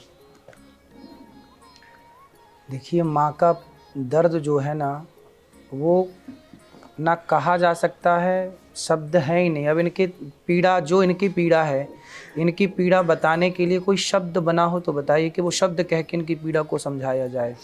कहते ना, जिसके पैरों में बीमारी फटी ही नहीं, वो पीर पराई क्या जाने। जाके पैर में फटी बीमारी से। और जिसने बेटी को जन्म दिया ही नहीं, वो बेटी की विदाई क्या जाने। इन माँओं का दर्द जितना मैं समझ सकता हूँ, इन माँओं की पीड़ा, इसलिए इन माँओं को मैं यहाँ खुश रखता हूँ। ये माँ आज रो रही हैं पहली बार, इसके पहले मैंने इनको लेकिन कभी आपकी वजह से नहीं रो रही हैं। हाँ, मेरी वजह से नहीं, ये रो रही हैं। क्यों? क्योंकि आज आपने पूछा, पुरानी यादें ताज़ा हो गई। लेकिन मैं इन माँओं को हंसाते हुए खुश रखता हूँ, गले लगा के। मैं इनको रोने नहीं देता, मैं इनको अतीत में जाने ही नहीं देता कि अतीत में जाएं, क्योंकि मेरे को पता है कि अतीत में जाएंगी तो केवल कष्ट पाएंगी, इसलिए मैं अतीत में नहीं जाने देता। मैं इनको वर्तमान में खुश रखता हूँ, इनके साथ खेलता हूँ, इनके साथ रहता हूँ, इनके साथ। लोग मेरे को हंसते देखते हैं, लोग मेरे को हंसाने वाला समझते। क्या करूँ? इन माँओं के साथ रहूँ? यदि रहूँगा तो उनका कष्ट बढ़ेगा, इसलिए हंसता हूँ, इसलिए समाज को हंसाता हूँ। लेकिन मेरे इस भाव को ना समझ के लोग मेरा मजाक उड़ाने लग जाते हैं। क्या करें? मेरी आदत हंसने हंसाने की इसलिए है क्योंकि भीतर से तो दर्द है, पर किसके आगे कहें? और अगर एक गुरु ही अपना दर्द बताएगा तो बाकी लोगों का दर्द कौन सा? 300 माँ यदि मैं रोने लग जाऊंगा तो सब रोने लग जाएंगे। इसीलिए मुझे अपने को संभालना पड़ता है और हंसते हुए दिखाना पड़ता है कि मैं खुश हूँ। लोग इतना गाली देते हैं, इतना अपमान करते हैं, फिर भी मैं खुश दिखता हूँ, दिखाता हूँ। क्यों? क्योंकि यदि मैं जरा सा मेरे चेहरे पे कुछ भी सिकन दिखती है तो हमारी माएँ पूछने लगती हैं, बेटा क्या हुआ, क्या परेशान हुआ? मुझे लगा कि यदि मैं टूटा तो ये सब टूट जाएंगे, इसलिए मैं अपने को संभालता हूँ। तो ये आप जो देख रहे हैं ना, ये तो एक कमरा है इस आश्रम का, वृद्धा आश्रम का। महाराज जी बता रहे हैं कि 300 से ज़्यादा माताएं अभी इस आश्रम में रह रही हैं, और अगर मैं सबसे बात करने लगूंगा तो आपको कई घंटे ये वीडियो देखना पड़ेगा, हमें सुनना पड़ेगा, कई घंटे तक आप देखते रह जाएंगे और मुझे लगता है आप चैनल भी ना बदल पाएँ। लेकिन मेरा मकसद ये नहीं है कि मैं सिर्फ इसीलिए दिखाऊं कि क्योंकि महाराज जी जो कर रहे हैं और भी जगहों पे लोग कर रहे हैं। आप सोचिए, मेरा मकसद ये है कि महाराज जी को क्यों करना पड़ रहा है। फैमिली कितना बदल गया है, सब कुछ कितना बदल गया है। मतलब आप किसके पीछे भाग रहे हैं, क्या भाग रहे हैं, क्या करना चाहते हैं, आप सोचिएगा जरूर। ये परिवार वाले ये बोलते हैं कि पहले घर नाम पे करो, जब तुमको रखे तुम्हारे बच्चों को रखे। हमारे 2 बेटियां हैं, वो वहाँ ससुराल में हैं, तो उनके हमारे दामाद नहीं रखते, तो हम भटक रहे थे घर घर बर्तन मांगने वाले। महाराज जी जो हैं वो कह रहे हैं कि मैं तो कभी पुरानी बातों का जिक्र भी नहीं करता, और वो अच्छी बात है कि आप इसलिए जिक्र नहीं करते हैं क्योंकि पुरानी यादें कभी आपको, क्योंकि सब ये भीतर से भरी हुई माएँ हैं, भीतर से मतलब दुखों से भरी हैं। तनिक सा यदि आप अतीत पे उंगली कर देंगे तो झरझर आंसू गिरने लग जाएंगे। बिल्कुल सही बात है, लेकिन शायद ही आपने उसको महसूस भी किया होगा। मैं चाह रहा हूं कि आप इस आश्रम यहाँ की चीज़ों को सिर्फ देखें नहीं, यहाँ दीवारों को देखें नहीं, इन दीवारों को महसूस करें। मैं चाहता हूँ यहाँ की जो माताएं हैं उनकी बातों को आप महसूस करें। और देखिए भैया कैसी हैं?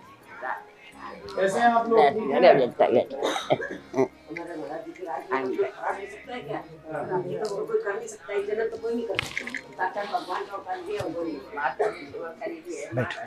ऐसा भगवान क्यों मानती हैं आप? देखिए कितना भी हमारे को आज 4 साल हो गए, इतना अच्छा रखा, कोई हमारे बेटे बहु नहीं रख सकते। कैसा रखा उन्होंने, आँख का ऑपरेशन कराया, इलाज कराया, 32 बंदा को डलवाई है, 32 सब काम पे ध्यान दे रहे हैं। कोई बेटा नहीं करेगा, बेटी नहीं करेगी, जो भगवान का अंश है। राम ने करा था ना, जो काम नहीं करा कोई नहीं कर सकता। पैर की होड़ नहीं करे, उनके पैर की लापत की, इतना भगवान है हमारे लिए। ये सब हमने देखे ही नहीं आता, बहुत आसन देखे हम वही लाचार थे। आश्रम में जाते थे, देखते थे, गौरव खराब हो गया पढ़ेंगे तो आज देखे ऐसी आश्रम कहीं देखी ना, कैसा इंसान देखा। भगवान है हमारे साक्षात भगवान। एक ये है जो मैं यहाँ पर महसूस कर रहा हूँ महाराज जी, और एक वो है जो दुनिया अलग अलग प्लेटफॉर्म पर, चाहे सोशल मीडिया हो चाहे टीवी हो, वहां पर महसूस करके देखकर ये आपके बारे में परसेप्शन बनाते हैं कि आप तो महिला विरोधी हैं। देख लीजिए, मतलब खुलेआम सफेद को काला कहा जा रहा है। खुलेआम दिख रहा है कि सफेद है, दिख रहा कि गौरी गोपाल में नारियों का जितना सम्मान गौरी गोपाल में आपने अपनी आंखों से देखा। क्या है, गाली देना, अपमान करना सबसे सरल काम है, लेकिन कार्य करना सबसे कठिन है। तो लोग कठिन काम कर तो पाते नहीं, तो उनको लगा कि क्या करें, चलो गाली दे की तसल्ली कर लें, आलोचना करके तसल्ली कर लें। सबसे सरल काम है आलोचना करना, और सबसे कठिन काम है ये कार्य करना। इसके पहले ये दास अनिरुद्ध तो यहाँ गौरी गोपाल में 5 साल 6 साल से मैं यहाँ हूँ। इसके पहले किसने इस तरह का कार्य देखा? वृद्धाश्रम तो आपने पहले भी देखे होंगे, लेकिन ये वृद्धाश्रम नहीं है, आपको कहीं से वृद्धाश्रम नहीं लगेगा। यहाँ माँओं की फीलिंग समझी जाती है। यहाँ माँओं को बेटों की याद क्यों नहीं आती? क्योंकि मैं बेटा बनकर के इनकी जितनी सेवा बन सकती है करता हूँ। ये केवल वृद्धाश्रम नहीं है, ये इतनी छोटी उम्र में इतना काम कर लिया, लोग जलते बलते ये कर रहे हैं। माता जी कह रही है कि इतनी छोटी उम्र में इन्होंने इतना सारा काम कर लिया। सही बात ये है। 36-37 साल, अगर मैं गलत नहीं हूँ, 35 साल 35 साल ही, मैंने 2 साल ज्यादा कह दिया। तो 35 साल में तो आजकल के बच्चे मतलब नौकरी भी नहीं पकड़ पाते हैं, कई नौकरी के लिए ही ट्राई कर रहे होते हैं, और कई लोग तो पढ़ाई ही कर रहे होते हैं, शादी भी नहीं किए होते हैं कई लोग तो 35 साल की उम्र में। इन्होंने इतना बड़ा परिवार बना लिया है, इतना बड़ा है माता जी। हमारा भगवान है इतना बड़ा परिवार बनवाओ कि हमें दिखाते नहीं है, दोनों हमारी रोटी हजम नहीं होती। हमारे बेटा यहाँ से है, ये मैया के 2 बेटे हैं, 3 तीन मैया के बेटे, और तीनों इनकी माइंसें हैं, मतलब जो पहाड़ नहीं खोदते लोहा निकालते हैं, वो माइंसों का काम है, बड़ा काम है। मतलब करोड़ों में कमाते हैं। करोड़ों का रोज का टर्नओवर है, रोज का। और उनकी माँ ये है। मनो हमारे बेटा के नहीं आने तो हमें सुहा गए, हम बेटा की ना तो उधर वो बेटे के पास क्यों नहीं रहे? नहीं, उन्हें जो काम करो, जो काम हमारे बच की नहीं है काम की, कैंसर करती। इतना कमाता है बेटा, आपको बोलता है काम करने के लिए? मोड़ा मोड़ा को खिलाओ, झाड़ा बहारी करो, झाड़ू लगाओ, झाड़ू पोछा लगाओ। हाँ। नहीं, तो इतना जो कमाते हैं वो बेटे, तो काम करने के लिए लोग नहीं रख सकते? बे जाने उनको काम जाने, हमें तो बेटा के नहीं आ गए, 4 साल 5 महीना हो गए हमें। इन बेटा को कुछ पैसा दिया आपने रखने के लिए? एक लाल पैसा नहीं दा, दाव करिए तो आसन तो हमारे लोग बाग कहते हैं कि ये तो पैसा लेते हैं। फिर हमें लोग बागों को ये तो लिया, हमारे लोग के तो कहें हम 2 बना दे, लोग बागों को 2 बना दे, हम तो पैसा लेते आए हैं दी देना से, हमने लाल पैसा नहीं दा, और हम ही की ये सेवा हो रही है सर।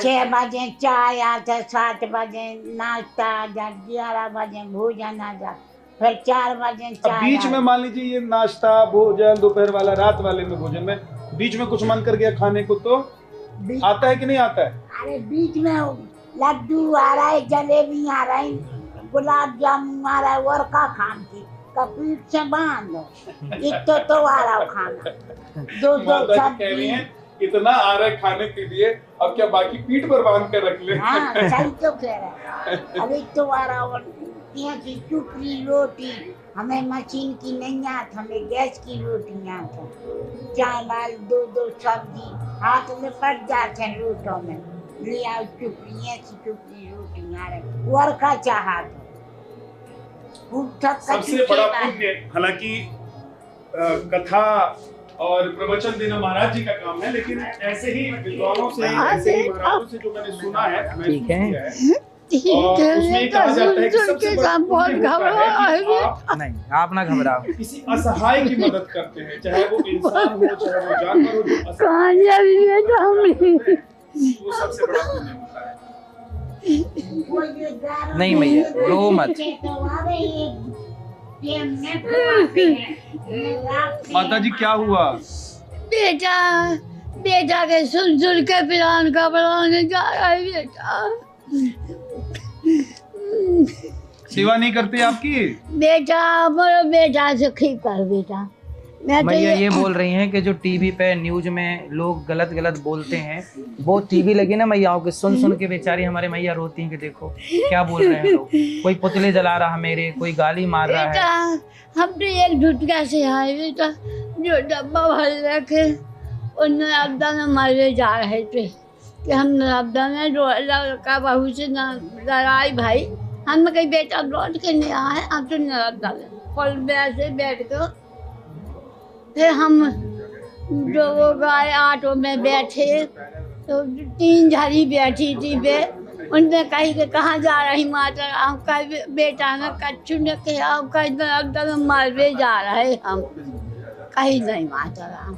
ऑटो हटो खड़ी कर जाओ, ऑटो कहना माता आप कहाँ जा रही, हम कहे बेटा कहाँ जा रहे, मरवे जा रहे, कहाँ, हम कहे कहीं नहीं माता राम मालवे में जाओ, तुम कहा उसे सीधी चली जाओ, बिल्कुल 6 बजे की गाड़ी में है तुम अजो वृंदावन गौरी गोपाल मथुरा वृंदावन तुम चली जाओ आश्रम में, तुम्हें जाने हैं तो नहीं उतर जाओ, हमने उतार ले जाएगी, और हम आप कहना मानने हैं तुम मथुरा वृंदावन आश्रम में चली जाओ। हम कहे मान जाओ बेटा, फिर उन्होंने हमसे पैसा न जाए और सीधे कहने लगे 6 बजे की गाड़ी में तुम बैठ जाए। है बेटा हम वही ऑटो में बोलने पैसा नहीं है, बोलने बिल्कुल गाड़ी के या कोई स्टेशन में हमें ये मैया मरने के लिए निकली थी घर आने से, के निकले थे लेकिन बेटा। ये मैया फिर यहाँ आई और तब से आज तक ये मैया एक देखिए डब्बा में सुरक्षित है। एक धोती से एक ब्लाउज एक धोती और ये डब्बा ये लेके जो आई थी डब्बा। मैया, केवल ये जो और एक कपड़ा धोती।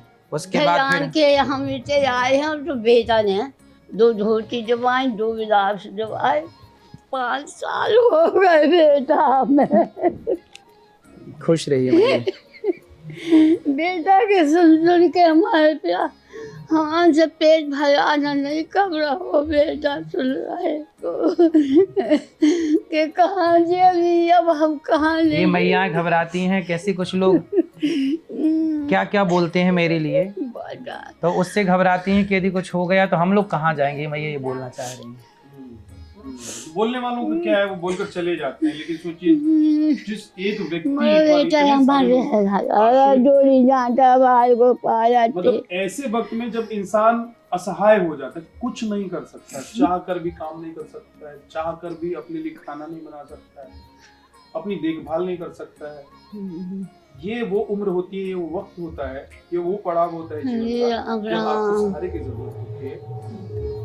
और ऐसे वक्त में अगर कोई आपको सहारा के तौर पर मिल जाए तो उसके ऊपर कोई एक पत्थर भी उछालता है ना, तो आप फील करते हैं कि वो ईंट है।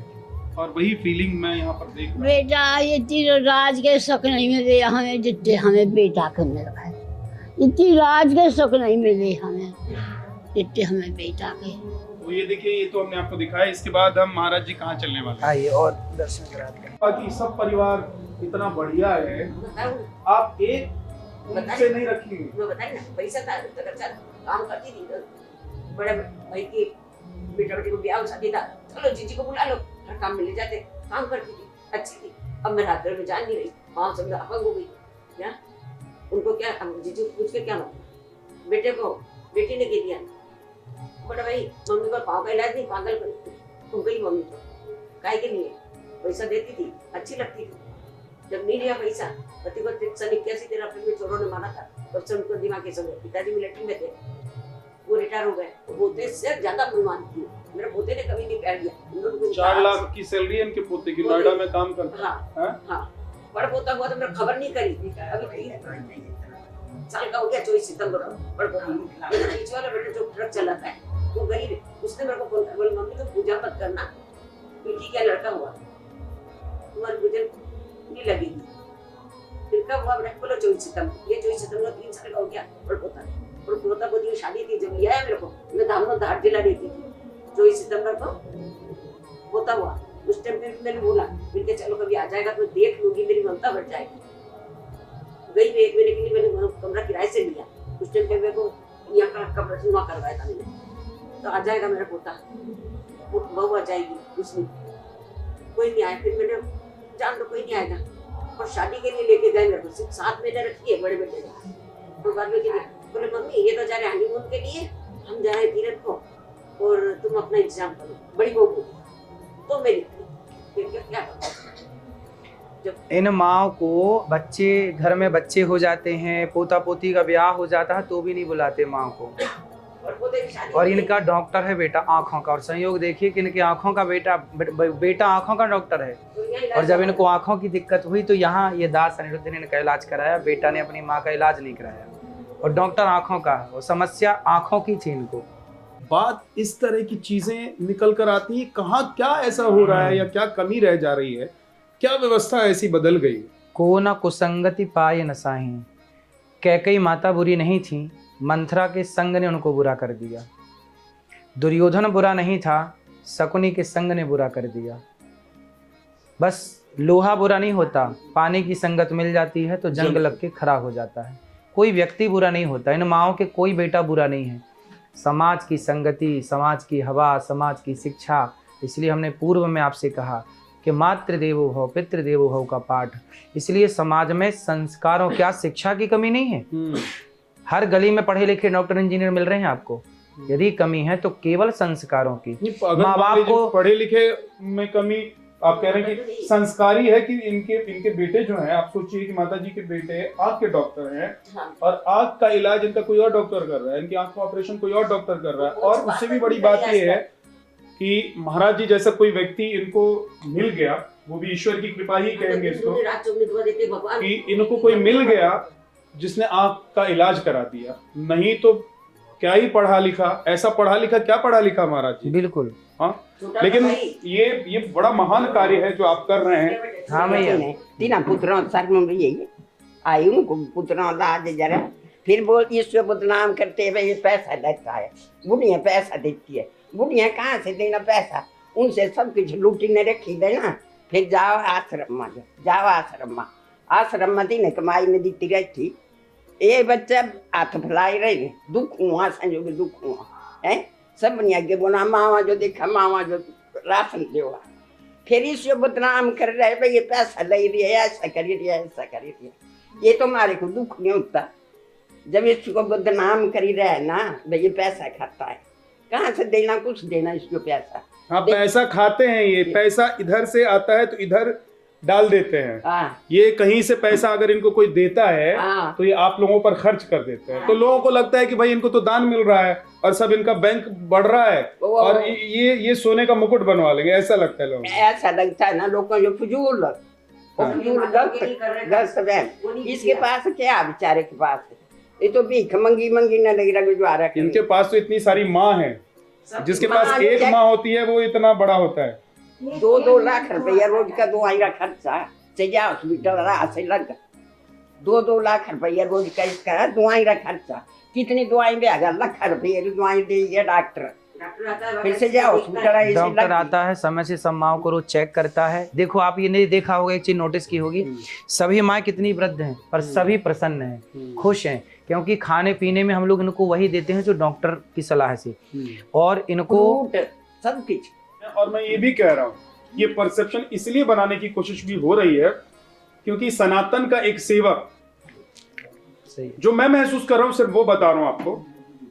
हालांकि महाराज जी ने मंत्रा भी कहा मीडिया वालों को, लेकिन मैं ये कह रहा हूँ कि जो मैं महसूस कर रहा हूँ वो आपको बता रहा हूँ कि हाथ कंगन को आरसी क्या और पढ़े लिखे को फारसी क्या। तो जो लोग कह रहे हैं कि 15 लाख ले लेते हैं, 10 लाख ले लेते हैं, 20 लाख ले लेते हैं, उनको ये प्रूफ भी देना चाहिए, क्योंकि इस देश में लोकतंत्र है, लोगों को बोलने की आजादी है, तो वो कुछ भी बोल रहा है। सब में माताएं हैं, आप बस दर्शन करते चलिए। आऊंगा भैया, इनको जाना है, फिर लेट हो जाएंगे। अच्छा, बुला रही हैं तो आ जाते हैं। आइए। अब ये बताइए हमारे महाराज जी को इतना क्यों परेशान कर, अच्छी बात नहीं ये है। लोग, देखो, ये सुनो, बात सुनो, ये लोग, इनको कहने दीजिए, बात सुनो, जो इतनी चड्डियां पहन के लड़कियां घूमती, उनको क्यों नहीं रोक पाते हैं? आप लोग सब इनका तमाशा बनाने आ जाते हैं।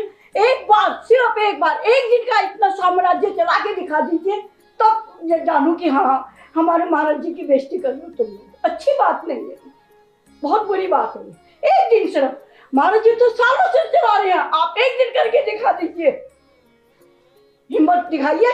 आप 10 लोग, 20 लोग, 50 लोग इकट्ठा हो करके दिखाइए आप लोग, तब जानेंगे कि हाँ महाराज। लेकिन आपके जो ये महाराज जी हैं, आपके जो ये बेटा जी हैं, हाँ जी, ये लड़कियों महिलाओं के बारे में ऐसी टिप्पणी कर देते हैं कि सब पीछे पड़ जा रहे हैं। नहीं, पीछे की बात नहीं, जिसको मैंने बिल्कुल सही बोल रहे हैं। क्यों हो रहा है ये समाज में ऐसा? हम भी तो दब के रहते हैं, वो क्यों नहीं रहती हैं? जब इतनी चड्डियां पहन के कोई ड्रम में पैक करिए, कोई बोरे में पैक करिए, कोई नदी में फेंक रही, ये कोई अच्छी बातें हो रही है? उन लोगों को क्यों नहीं पकड़ते मीडिया वाले? हमको क्यों पकड़ा? एक दिन आप महाराज जी चला के दिखा दीजिए हमारे महाराज जी की तरह, तब जानेंगे हम। माता जी, वो सब जो पीछे इनके पड़े हैं, वो सब कहते हैं कि इनको क्या जरूरत है लोगों को ये बताने की छोटा कपड़ा पहनो कि बड़ा कपड़ा? क्यों नहीं जरूरत है? क्या क्या बुराई है? सच्चाई बता रहे हैं, सच्चाई उजागर करनी। हम लोग भी तो कभी बुजुर्ग बच्चे थे, हम भी तो जवान हुए थे, हम भी तो सही रहते थे। आज लड़कियां ऐसे क्यों घूम रही है और फिर बोलती है कि मर गई जी, बलात्कार हुई, एक छोड़ दी दूसरा, दूसरा छोड़ दी तीसरा। ये कोई अच्छी बात है? ये जैसी बातें कह देते हैं कि 24 साल उम्र होने तक, बिल्कुल सही कह रहे हैं, बिल्कुल सही कह रही है। ये माँ बापों के लिए शिक्षा दे रही है कि माँ बापों को इतनी बड़ी लड़की करके शादी नहीं करनी चाहिए, जल्दी करनी चाहिए। ये माँ बापों के लिए सोच, सबकी सोच अलग अलग है, वो माता जी सोच का फेर है। माता जी कुछ कहना चाहते हैं? इस तरीके नहीं बोलना चाहिए। हमारे महाराज जी जो बोलते हैं सच बोलते हैं, वो आपको अच्छा नहीं लगता। वो कहते हैं 14 साल में ही शादी करा दो, बिल्कुल बाल विवाह हो जाएगा। बिल्कुल, कैसे हो जाता है? नहीं, बाल विवाह का समर्थक नहीं हूँ मैं। अब तक नहीं हुआ क्या? नहीं बोला उन्होंने। अब जो 25 साल की लड़की हो जाती तो 4 जगह चली जाती, सच बात है ये। माँ बापों के लिए है वो। और सब जगह नाक कटा के आ जाती है, फिर उनका शादी हो जाती, फिर वो अच्छी बात है, फिर एक छोटी दूसरा करती है। फिर उनको अच्छा लगता है। हमारे महाराज जी बोल देते हो तो बुरा लगता है। तो महाराज जी इतनी बातें, इतनी कड़वी बातें क्यों बोलते हैं? ये कड़वा काढ़ा क्यों पिलाते रहते हैं? कड़वा काढ़ा इसलिए बुलाते हैं कि तुम सही रास्ते पे आ समाज जाओ, जागे, सही रास्ते पे आ दुनिया जाओ, जागे, इसलिए बोलते हैं इसलिए वो। बोलते हैं वो जागो। देखिए महाराज जी, आप तो कह रहे थे कि आपके विरोधी बहुत सारे हैं, जिनके पास ऐसी माएं हों उनका विरोधी क्या उखाड़ लेगा। सही है, सही है। आशीर्वाद इन माओ का। तो मीडिया वाले से लोग ये मैया हमारी दिल्ली से हैं और ये मैया भी हमारी दिल्ली से हैं। ये प्रणाम माता जी। मैया कैसी हैं? इन माओ के घर में भी बच्चे हैं, दिल्ली में ही हैं। दिल्ली कितनी दूर है आपको पता है? चाहें तो आ जाएं, हफ्ते 15 दिन में दर्शन कर आएं, लेकिन कोई नहीं आता। कोई नहीं आता। वो खुद छोड़ के गए हैं या आप लोगों ने इनको वहाँ से रेस्क्यू करवाया, मंगवाया? हाँ, ये मैया कैसे आई थी आप यहाँ? अकेली आई थी मैया। क्यों आ गई माता जी? क्या हुआ था? बहुत तंग करती थी, बहू है, करती नहीं है। हमारी शादी हमारी रहती जाती नहीं है। एकदम चुपचाप निकल आए, हम क्या करने आएगी दीदी? हमारे बच्चे आए थे बोले ने, हम तैयार हुए चलते हैं।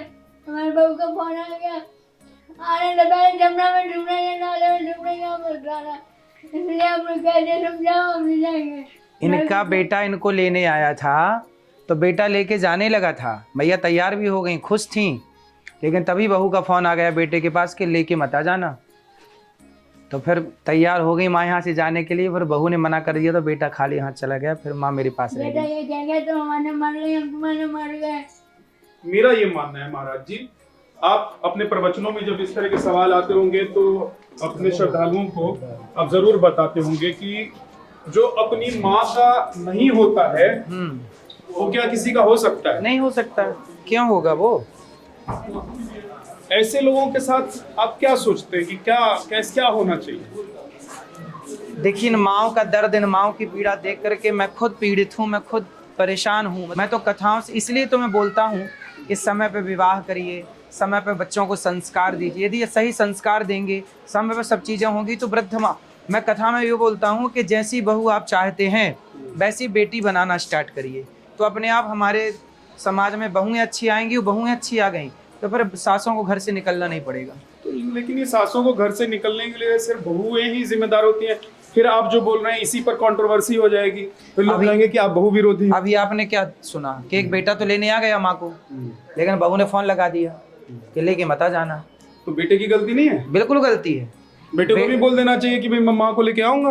बिल्कुल, बेटे की, अगर तुमको मेरी माँ के साथ नहीं रहना मैं है। बेटों से बोलता हूँ। एक बार बेटा मेरे पास एक माँ को लेके आया, और जब बेटा लेके आया तो मैंने कहा कि बेटा क्यों ले आया अपनी माँ को? बोला कि मेरी पत्नी और मेरी माँ की बनती नहीं है। तो मैंने कहा पत्नी को लाता, माँ को तू रखता। तो माँ को छोड़ दिया वृद्धाश्रम। समझाया मैंने उस बेटे को, पर छोड़ के चला गया। खूब समझाया, क्या करें, समझा ही तो सकते हैं। इसलिए कहते हैं टोटल मूल में केवल संस्कारों की कमी है और कुछ नहीं। चाहे लड़का हो चाहे लड़की हो, दोनों में कमी है। ये संस्कार की कमी क्यों हो रही है? कहाँ? अभी मैं आपको एक माँ का दर्शन कराऊंगा। वो माँ, उनको दिखता नहीं है, दिखना बंद हो, यही मेरे पास है, दिखना बंद हो गया तो बेटा छोड़ के चला गया। मैया कैसी? स्वास्थ्य ठीक है? बढ़िया, हमारा बेटा बढ़िया, हम बढ़िया। लाला, कुछ कहना चाहती हैं आप? हम क्या कहना, हमारा बाबू ऐसी सेवा कर रहा है कि बस कभी ऐसी मेरा करना है, ऐसी सेवा करता है, इसकी सेवा कौन करता। हमको 7 साल हो गया यहाँ पे, पहला कोरोना, फिर कोरोना की उम्र ऐसा मेरा काम। अभी भी बरसाना भेजे मेरे को इलाज कराने के लिए। मैयाओं को दूर दूर भेजते हैं इलाज के लिए। अभी मैं कहूँगी बेटा आप क्या करना मेरी सेवा, इलाज कर अस्पताल। नहीं भैया जाओ अस्पताल, जाओ मैया जाओ अस्पताल इलाज करो। ऐसा करना ये है हमारा, और इतनी सेवा कोई नहीं कर सकता। संतान वो हमारे लाला के पीछे पड़ रहा, ये बढ़ रहा है, पतंग उड़ती है, वो धागा खींच खींच के नीचे डाल रहा है इनको। ये कितनी तपस्या कर रहे, आप देखो ना, काम भी वो तो बताओ, ऐसी काम भी हो सेवा। माता जी कहाँ की रहने वाली हैं? मैं मंदसौर की हूँ, मध्य प्रदेश की। और आपके बच्चे परिवार? हमारा बच्चा परिवार की मत पूछिए बेटा, हमको पड़ोसी आके रखते। इनको पड़ोसी लेके आए थे। क्या हुआ था माता जी? इनकी एक बेटी है, बेटा तो मैं ही हूँ इनका, ये समझिए। बेटा नहीं हुआ मैया, हुआ मर गया, मृत्यु हो भगवान के घर में चला। और बेटी मेरी है वो, जब मैं सट्टा खेले मैं नहीं रह सकी, वो दारू पीती है। मैं काफी समय से पूछे, पड़ोसी आके रख गए, मैं परेशान इनका हो गई थी। बेटी है, दामाद है, तो दारू पीता सट्टा खेलता है, मैया की कौन सेवा करे। पड़ोसी आसपास के आके रख फिर जब गए। ये परेशान थी वहां पे, तो पड़ोसी फिर यहाँ छोड़ के चले गए। तो फिर गुरु जी के पास मिले ना पड़ोसी, फिर मैं गुरु जी के मैं रखूँ मैया रखूँगा। मेरे लाला को 7 साल हो गया मेरे को। इन्होंने कभी कहा कि 7 साल से रह रही हैं, कुछ अपना जो प्रॉपर्टी है उसमें से थोड़ा हमको दे दीजिए? हमारे पास प्रॉपर्टी होती तो हम यहाँ क्यों आते, घर पे ही रहते ना। अभी मैं जैसे गौरी गोपाल में नहीं आती, पड़ोसी नहीं आती, हमारा कोई ठिकाना नहीं होता तो हम भीख मांगते सड़क पे। अरे इनको धन्यवाद दे वो माँ, इतनी माता, हम लोग को प्रॉपर्टी होती तो यहाँ क्यों आते हैं? प्रॉपर्टी होती तो यहाँ क्यों आते हैं? हम आप बताओ है माँ। हमारे को बच्चा कब का चला गया, पति कब का चला गया, मैं काफी मुसीबत से सी, मेरे को पड़ोसी आसपास वाले। आप ये सब मत बोलो लाला, ये हमारा बेटा है, भगवान इनको धन्यवाद दे वो आप कि कितनी माताओं की सेवा कर रहा है।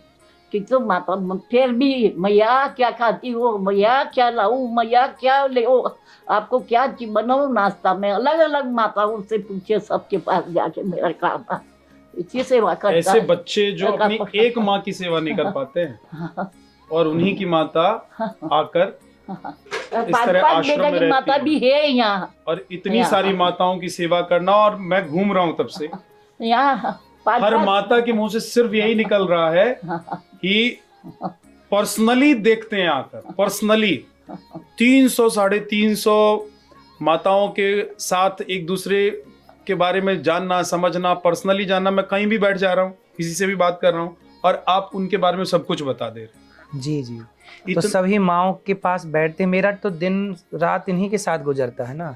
इन माओ, ये देखो, माँ, बूढ़े और बच्चे एक समान होते हैं। जैसे माँ बाप बच्चों को समय देते हैं, ऐसे ही बूढ़ों को भी समय देना पड़ता है। आजकल बच्चों ने क्या किया कि सब मोबाइल पे बिजी हो गए। बूढ़ों के पास ना बुढ़ापे में अकेलापन खलने लग जाता है। बूढ़ों के साथ बैठना चाहिए, हंसना चाहिए, मुस्कुरा, ये जितना खुश रहेंगी ना उतना स्वस्थ रहेंगी। आप कितना भी सोने का पलंग दे दो, सोने का सिस्टम दे दो, थाली दे दो, लेकिन आप हंसने वाला कोई नहीं है, बात करने वाला कोई नहीं, तो अपने आप इनकी आयु कम हो जाएगी। अब देखिए हमारी जितनी माएँ हैं सब 80+ ऊपर मिलेंगी, 80-90 साल की, लेकिन सब माएँ चलती हैं, खुश हैं। क्यों? मैं इनको हंसाता रहता हूँ। कैसे हंसाते हैं, थोड़ा सा हम लोगों को भी बताइए। महाराज जी थोड़ा उन बेटों को भी बताइए कि ये जो कला है ये क्या है, क्या बातें ऐसी आप करते हैं, कैसे खुश रखते हैं? देखिए टीवी पे ना हंसाने वाले शो चलते हैं, कपिल शर्मा शो। हाँ, लोग हंसाने का पैसा लेते हैं, मैं केवल इनको दुख दूर करने के लिए इनको हंसाता हूँ, ताकि ये मेरी हंसी से, मेरी खुशी से खुद भी हंसे और अपना सारा दुख भूल जाएं। वो हंसना पैसे के लिए हंसना है, ये हंसना दुख दूर करने के लिए हंसना है। इसलिए मेरी हंसी मैं दुख दूर होने वाला भाव है। मेरा हंसाना मैं चाहूँ तो मैं बहुत कॉमेडी करके लोगों को हंसा के ही पैसा कमा सकता हूँ, लेकिन मेरा उद्देश्य वो वाला पैसा कमाना हंस के नहीं, माँ के लिए हंसता हूँ कि ये मैं हंसूंगा तो ये हंसेंगी, मैं रोऊंगा तो ये रोएंगी, ये खुश रहेंगी तो इनकी आयु बढ़ेगी, इन्हें कोई दवाई की जरूरत नहीं पड़ेगी। हम कितनी भी दवाई दें, दवाई से थोड़ी कोई स्वस्थ होता है। आप खुश रहते हैं, हैप्पी रहते हैं, प्रसन्न, वही आपकी दवाई है। दौड़ के आता है ये लाला, हमको ऐसा लगे भगवान आया मेरे सामने। इसलिए मैं कथाओं में भी लोगों को हंसाता रहता हूँ, ताकि मेरे को पता है। कहते हैं कि आप तो कॉमेडी करते हैं। अब इसलिए तो कहते हैं, भाव नहीं समझते। आप कपिल शर्मा को भी पीछे छोड़ दें अगर आप कॉमेडी करने लगे। देखो, मेरा उद्देश्य कॉमेडी करना नहीं है, मेरा उद्देश्य केवल मेरे अपने श्रोताओं को खुश रखना है। मैं चाहता हूं कि कथा भी उनको ही समझ में आएगी जो खुश है। आप यदि दुखी हैं तो आपको कथा भी तो समझ में नहीं आएगी। आप इतने हाजिर जवाब बचपन से थे कि मतलब इस प्रोफेशन में या इस काम में आने के बाद हुए? मैंने अपने जीवन में खूब अनुभव किया है, हर चीज़ देखी है। आप जितना पूछ सकते हैं, मेरे को पता है कि आप क्या क्या सवाल पूछ सकते हैं। मैंने दुनिया देखी है। जितना आप जितने घुमक्कड़ होते हैं, जितना घूमते हैं, उतना आपको नॉलेज होता है और पढ़ते हैं। मैंने पढ़ाई की है जो बन पढ़ा, और इन माँओं का आशीर्वाद रहा। मैंने सोची हर माँ की कहानी मेरे को याद है, हर माँ का दर्द मेरे को पता है, तो मेरे को इनसे भी तो सीखने मिलता है। इनकी कोई ना कोई बात तो मेरे को क्लिक करती ही है। लेकिन कभी वो कोई पति पत्नी या कोई कपल आ जाता है आपके प्रवचन के दौरान, तो आप उसको ऐसा हाजिर जवाब देते हैं कि लोग दंग रह जाते हैं कि आप लोगों को लगता है कि आपके अंदर कहीं कभी कभी कपिल शर्मा की आत्मा तो नहीं आ जाती है? कपिल शर्मा की आत्मा कपिल के पास रहने दो, बेचारा, उसका भी चलने दो सब सेटअप। लोग कह रहे थे कि आप कपिल शर्मा का बंद करवा देंगे। नहीं, मेरा उद्देश्य किसी की रोजी रोटी पे लात मारना नहीं है, सबका भगवान चला है। मैं अपना काम केवल सेवा का कार्य कर, जो मैं करता हूँ वो मैं अपना काम, कपिल शर्मा अपना काम बेहतर करता है, वो उस काम का थोड़ा उसका काम, लेकिन आप कर प्रोफेशनल है, वो उस चीज का प्रोफेशनल है। मैं अपने कार्य का अपने हिसाब से कार्य मैं आप अपने काम को प्रोफेशन मानते हैं कि नहीं मानते हैं? भाई देखिए, मेरा ये सेवा, यदि मैंने इस माँ की सेवा की जिम्मेदारी ली है तो मैं इसे ठीक से निभाऊं, ये मेरा प्रोफेशनल है। कि मैं इस काम का ऐसा हूं कि फिर मैं यदि किसी काम को हाथ में लूं तो फिर इनको आंखों में आंसू नहीं आना चाहिए। यदि मैं इनके साथ में हूं, यदि मेरे होते हुए माँ रोई तो इसमें फिर धिक्कार मेरे को है ना। इसलिए मैं अपने काम को बहुत, इसलिए देखिए सारा कमरा साफ सफाई है, किसी भी कमरे में कोई गंदगी नहीं दिखाई पड़ेगी। हर माँ के पास एक अलमारी है साथ में, देखिए यहाँ भी देखिए, ये माँ के घुटनों में दर्द था तो अभी इनको बोला कि इनका ऑपरेशन करके इनका बिल्कुल पूरा ठीक इलाज किया जाएगा। इस कमरे में एसी लगी है, मतलब कोई भी कमरा आपको है, वो किसी माँ के साथ कोई भेदभाव नहीं है। हर माँ की आपने देखी टिप टॉप व्यवस्था देखी। मैं जो काम लेता हूँ, गर्म पानी का हमारे लिए डीजल भी है, गर्म पानी का, हम गर्म पानी से नहाते हैं। मैंने आज तक जो काम लिया है उसे बेहतर तरीके से किया है, लीपा पोती नहीं की। बिल्कुल। और हम देख भी रहे हैं कि ठीक है भैया, बात आप ये देखिए कि कैसे टकटकी लगाई हुई आंखों से माताएं देख रही है महाराज जी को। मुझे लगता है पता भी नहीं होगा, वो आते ना यूट्यूब वाले। आज पहली बार आप ऐसे पत्रकार हैं जिन्होंने इतने डीप पे जाके चीजों को दिखाने का प्रयास किया है, वरना अभी तक लोग आए ऊपर ऊपर की चीज देखे दिखाए, मेरे से बात की चले गए, लेकिन इतना डीप माँ के पास बैठना, समय देना, माँ की बातें सुनना, ये पहली बार किसी टीवी पे जाएगा। बेटा ये भी गुरु भी है, मेरा श्री कृष्ण द्वारकाधीश भी है, मेरा बेटा भी है, पहले बेटा उसके बाद गुरु। इनको क्या बनते हुए देखना चाहते हैं? भाव से हम आए। इनको क्या बनते हुए देखना चाहती हैं? हम बेटा तो है ही। हाँ, देश मेरा में भगवान भी है। कोई गलत सोचेगा तो गलत के तो परिणाम देगा भगवान। भगवान तो साची देखता है, नजर में देखता है। मैंने कोई सपना में देखा, मैं तो विपना में देखे भगवान के क्यों नहीं देखे? भगवान के सब समय भगवान है, शंकर भगवान जी है। चाहते हैं कि ये कभी मुख्यमंत्री बने, प्रधानमंत्री बने? अरे बेटा, मुख्यमंत्री कौन सी, पूरा राजा संसार के मालिक है, वो मुख्यमंत्री क्या कर देगी? संसार के मालिक है। आप लोगों का मन करता है कि आपका बेटा कभी प्रदेश को चलाए, देश को चलाए? देश से चलाएगा मतलब सत्ता में बैठ के?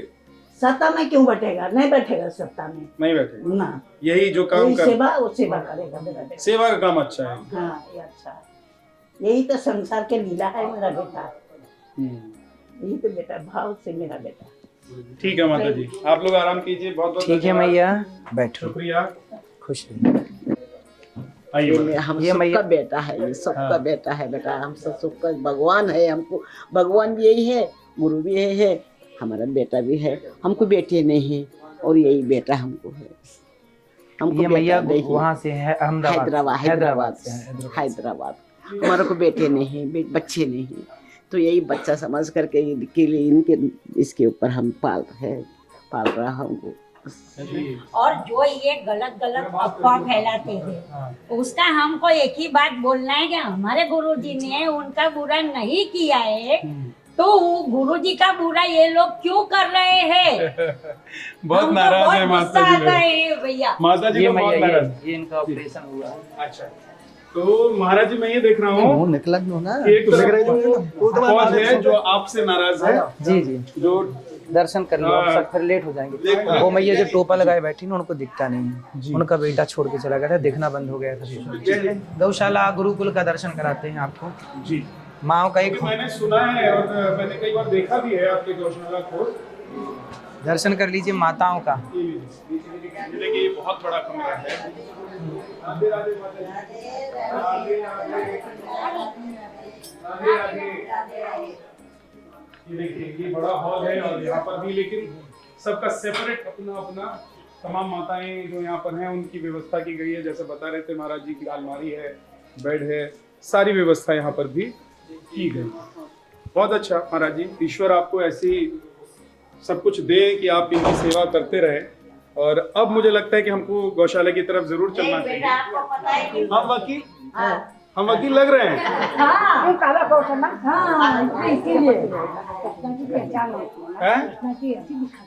हाँ, पर्सनैलिटी से मैं वकील लग रहा हूँ, तो हमारा काम लगभग वैसा ही है।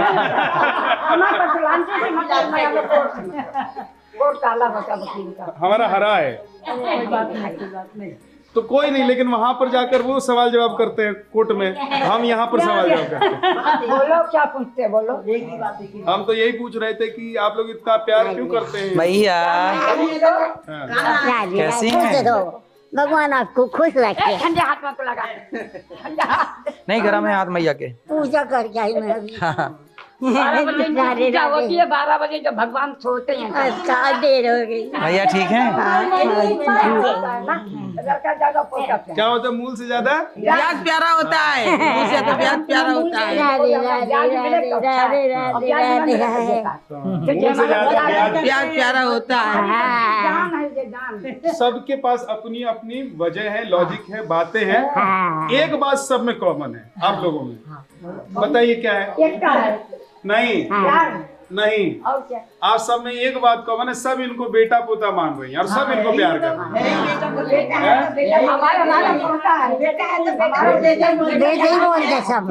एक आदमी मुझे ऐसा नहीं कह रहा है कि अरे बाप रे उस दिन मेरी तबीयत खराब थी, बेटा देखने नहीं आया।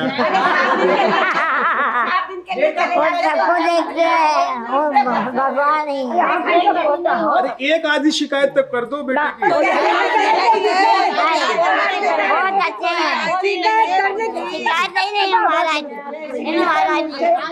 महाराज जी की कोई शिकायत नहीं है। इनके मुँह से कभी गुस्सा न दे, शिकायत बेटा है हमारा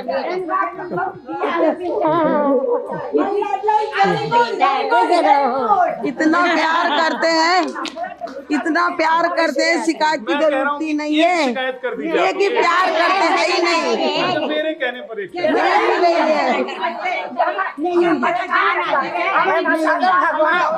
कृष्ण भगवान कभी तो ऐसा हुआ होगा कि कृष्ण भगवान कभी नहीं, आज तक नहीं हुआ। भगवान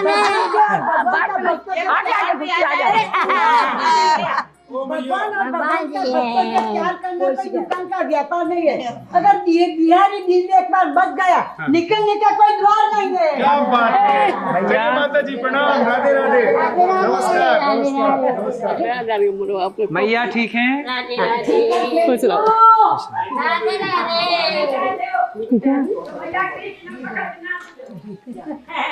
ठीक है मैया।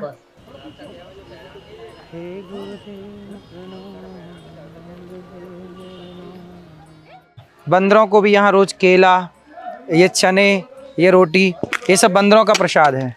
अभी एक बार और डल चुका है, एक बार भोजन हो चुका बंदरों का। और ये आ गए हैं, देखिए मैं देख। हाँ ये सब आ गए। ये आप लोग आवाज लगा रहे थे जी, आओ। भाषा समझ रहे हैं अब, बस बेजुबान आप लोग भैया इस तरफ आ जाइए, इस तरफ भाषा समझ रहे हैं। और ये देखिए प्यार से हाथ से आकर लेकर चले जाते हैं। जी जी जी, आओ लाओ। एक तरफ आप माता बहनों की सेवा कर रहे हैं, रोटी भरपेट इनको जितना हो सकता है दिया जाता है।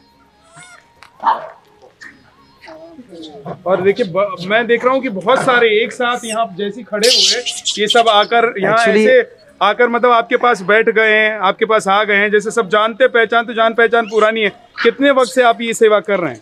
ये 6-7 साल से अखंड सेवा है बंदरों की भी। एवरीडे आते हैं? हाँ, माताओं का अन्न क्षेत्र और बंदर सेवा ये एक साथ सब स्टार्ट हुई थी। अच्छा, इसके पीछे कोई धार्मिक रीजन है कि आप ये सब कर रहे हैं?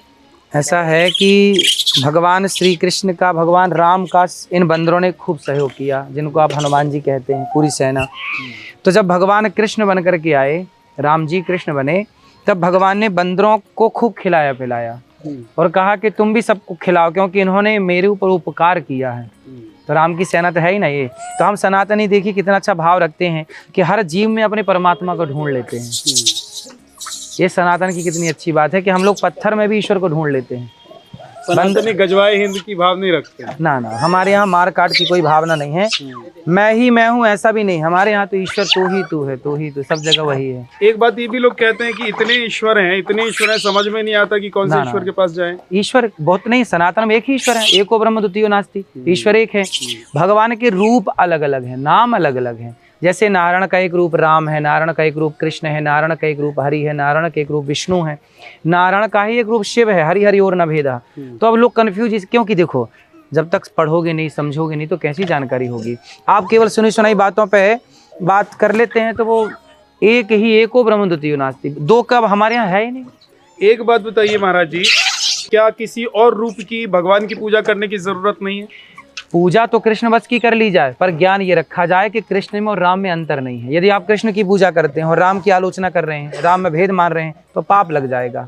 कोवड़ छोड़ कहत अपराधु। राम कृष्ण नारायण नरसिंह। अब देखो वरदान क्या मांगा कि मैं न दिन को मरूं, न रात को मरूं, न अस्त्र से मरूं, न शस्त्र से मरूं, किसी से न मरूं। तब उनके लिए भगवान ने विशेष हिरण्य कश्यपु को मारने के लिए नरसिंह अवतार लिया।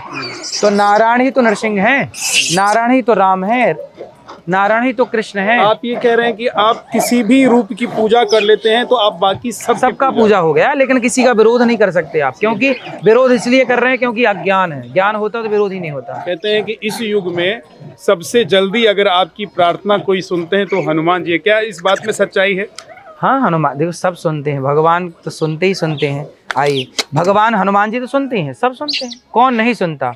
जाकी रही भावना जैसी प्रभु मूरत देखी। आइए अब चने खिलाए इनको, आप इस तरफ आ जाइए, इस तरफ लो। देखो अभी खा पी के पड़ गए, आपस में लड़ाई कर रहे हैं, सब चाह रहे हैं कि ज्यादा से ज्यादा किसको मिल जाए। नहीं, ये लड़ाई ज्यादा मिलने की नहीं है। इनकी गैंग, इनकी भी पार्टी होती है, इनका भी गैंग चलता है। इस गैंग का उस गैंग में आ गया तो लड़ाई हो जाती। अभी जो दूसरा बंदर घुस आया था ना, वो दूसरी गैंग का, दूसरी पार्टी का था। अभी बीजेपी की सरकार वाले जो गैंग होगा, पार्टी होगी, वो कह रही होगी कि हम सत्ता में हैं, तुमको इधर नहीं आने देंगे, तुमको नहीं आने देंगे। ये सब आपस में सब जगह लड़ाई झगड़े हैं, हर पशु पक्षी में, हर जीव जंतु में लड़ाई झगड़ा है। इसमें कांग्रेस पार्टी वाले गैंग भी है कि नहीं है? होगी, अब इनकी अपनी भाषा होगी कोई तो पार्टी होगी इनकी। लो आओ। तो वो तो बड़ा अभी दबा कुचला हुआ महसूस कर रहे होंगे। ये कनपट्टी फट गई इसकी, घुसा होगा कहीं किसी दूसरी पार्टी में। ये गया होगा सेल लगाने के लिए, बॉर्डर क्रॉस कर लिया होगा इसने। तो ये सेवा है, आप देख रहे हैं कि महाराज जी इतने सारे बंदरों के बीच में बैठे हुए हैं, लेकिन यहाँ सबके बीच में बैठकर उनको भोजन कराना, उनको खाना खिलाना, अन्न देना, फल देना, ये कार्य इसलिए भी बहुत महत्वपूर्ण माना जाता है, महान माना जाता है, क्योंकि ये बस जुबान है, इनके पास जुबान नहीं है, ये अपनी बात कह नहीं सकते हैं, आप समझ नहीं सकते। आपस में ये लोग एक दूसरे से जब बात करते हैं अपनी भाषा में तो ये तो एक दूसरे को समझते हैं, लेकिन इनकी बात इंसान नहीं समझ सकते, इंसान की बात शायद ये नहीं समझ सकते। इसलिए इनकी सेवा करना सर्वश्रेष्ठ माना गया है, महान माना गया है। और ये क्षेत्र भी मुझे लगता है इससे पहले शायद ही किसी ने महाराज जी आपका ये रूप भी दिखाया होगा। देखा तो जरूर होगा लेकिन दिखाया नहीं होगा। जी जी जी, पहली बार आप आए हैं, टाइम्स नाउ ने पहली बार ये सब चीज़ें दिखाई हैं, इसलिए आपका धन्यवाद कि आपने यहाँ की पूरी सेवा हूबहू दिखाई है। मीडिया को लेकर थोड़ा सा आपका मन बदल रहा है कि नहीं बदल रहा है? नहीं, देखो आप, वही तो हम कह रहे हैं कि आपने ये प्रयास किया, ये सराहनीय प्रयास है। आपने कम से कम सच को तो दिखाया। हम कहते हैं कि हमारी 1000 आलोचना करिए, लेकिन यदि जो काम अच्छा हो रहा उससे तो दिखाइए। यदि आप बुराई दिखा सकते हैं तो एक अच्छाई तो दिखाइए। यदि अच्छाई है और आपने देखा कि अच्छाई कितनी है, कितने आशीर्वाद है माओ का, कितनी सेवाएं हैं, तो हमें दुख तब होता है ना कि जब केवल आप केवल नेगेटिव चीज़ दिखाते हैं। और नेगेटिव भी क्या, समाज हित में हमने जो बात कही है, ठीक है, किसी को समझ में नहीं आई बात तो विरोध कर रहे हैं, बिल्कुल विरोध करने का अधिकार है। हम गलत जहाँ हैं वहाँ बिल्कुल गलत कहिए, आपका अधिकार है। हाँ देखिए, हम आपसे लड़कर के ख्याति क्यों बढ़ाना चाहेंगे? हम तो ये चाहेंगे कि आप पत्रकार हैं। हमारा विरोध किन से था? आपसे नहीं था हमारा। अब देखिए, एक व्यक्ति ने टीवी पर ही आकर बोला ना कि 10-10 लाख रुपए लेके माताओं को रखते हैं, और आपने आके जब ग्राउंड रिपोर्टिंग की तो आपको पता चला कि सब बात झूठी थी। तो जिन अखबारों ने, जिन पत्रकारों ने ये दिखाया था, एक बार वो आ जाते गौरी गोपाल, चेक कर लेते। झूठ फैलाने की क्या ज़रूरत थी भाई? जो गलत है, जो आप जान रहे हैं कि गलत है। अभी कुछ दिन पहले क्या हुआ कि एक व्यक्ति ने एक माँ को पैसे, बाजार में, यहाँ देखो सड़क में बहुत सारी बूढ़ी माताएं पड़ी हैं, एक ने पैसे दे दिए 500 रुपये या 1000 रुपये, और कह दिया कि हम जैसा बोलते हैं आप वैसा बोल दो। तो माता से वैसा बुलवा लिया कि मेरे को गौरी गोपाल से निकाल दिया, और ये और वो आरोप लगा के। आप बताइए क्या ये पत्रकारिता है? इस हद पे गिरेगी कि आप पैसे दे के बुलवा रहे हैं कुछ भी? तो आपने उनका ख्याल मैंने नहीं रखा उनका ही होगा, विरोध किया। पत्रकार साहब का ख्याल नहीं रखा था क्या आपने? नहीं, देखो ख्याल क्या आपने रखना? बोल दिया होगा कि आप भी मंत्रा की तरह हैं। हमारा जब बोलते हैं, कुछ लोगों को हमने बोला है जो इस तरह का कार्य करेंगे, मंथरागिरी है कि नहीं? अभी आप मीडिया में एक मंथरा बैठी रहती, दिन भर मेरे को बोलती है कि मुंह नोच लूँ, मिल जाए निरुद्धाचार तो मुंह नोच लूँ। क्यों? मैं, वो कह रही है मुंह नोच लूँ, क्यों नोचेगी भाई? अपने पति का मुंह नोच, मेरा क्यों नोचेगी? हैं?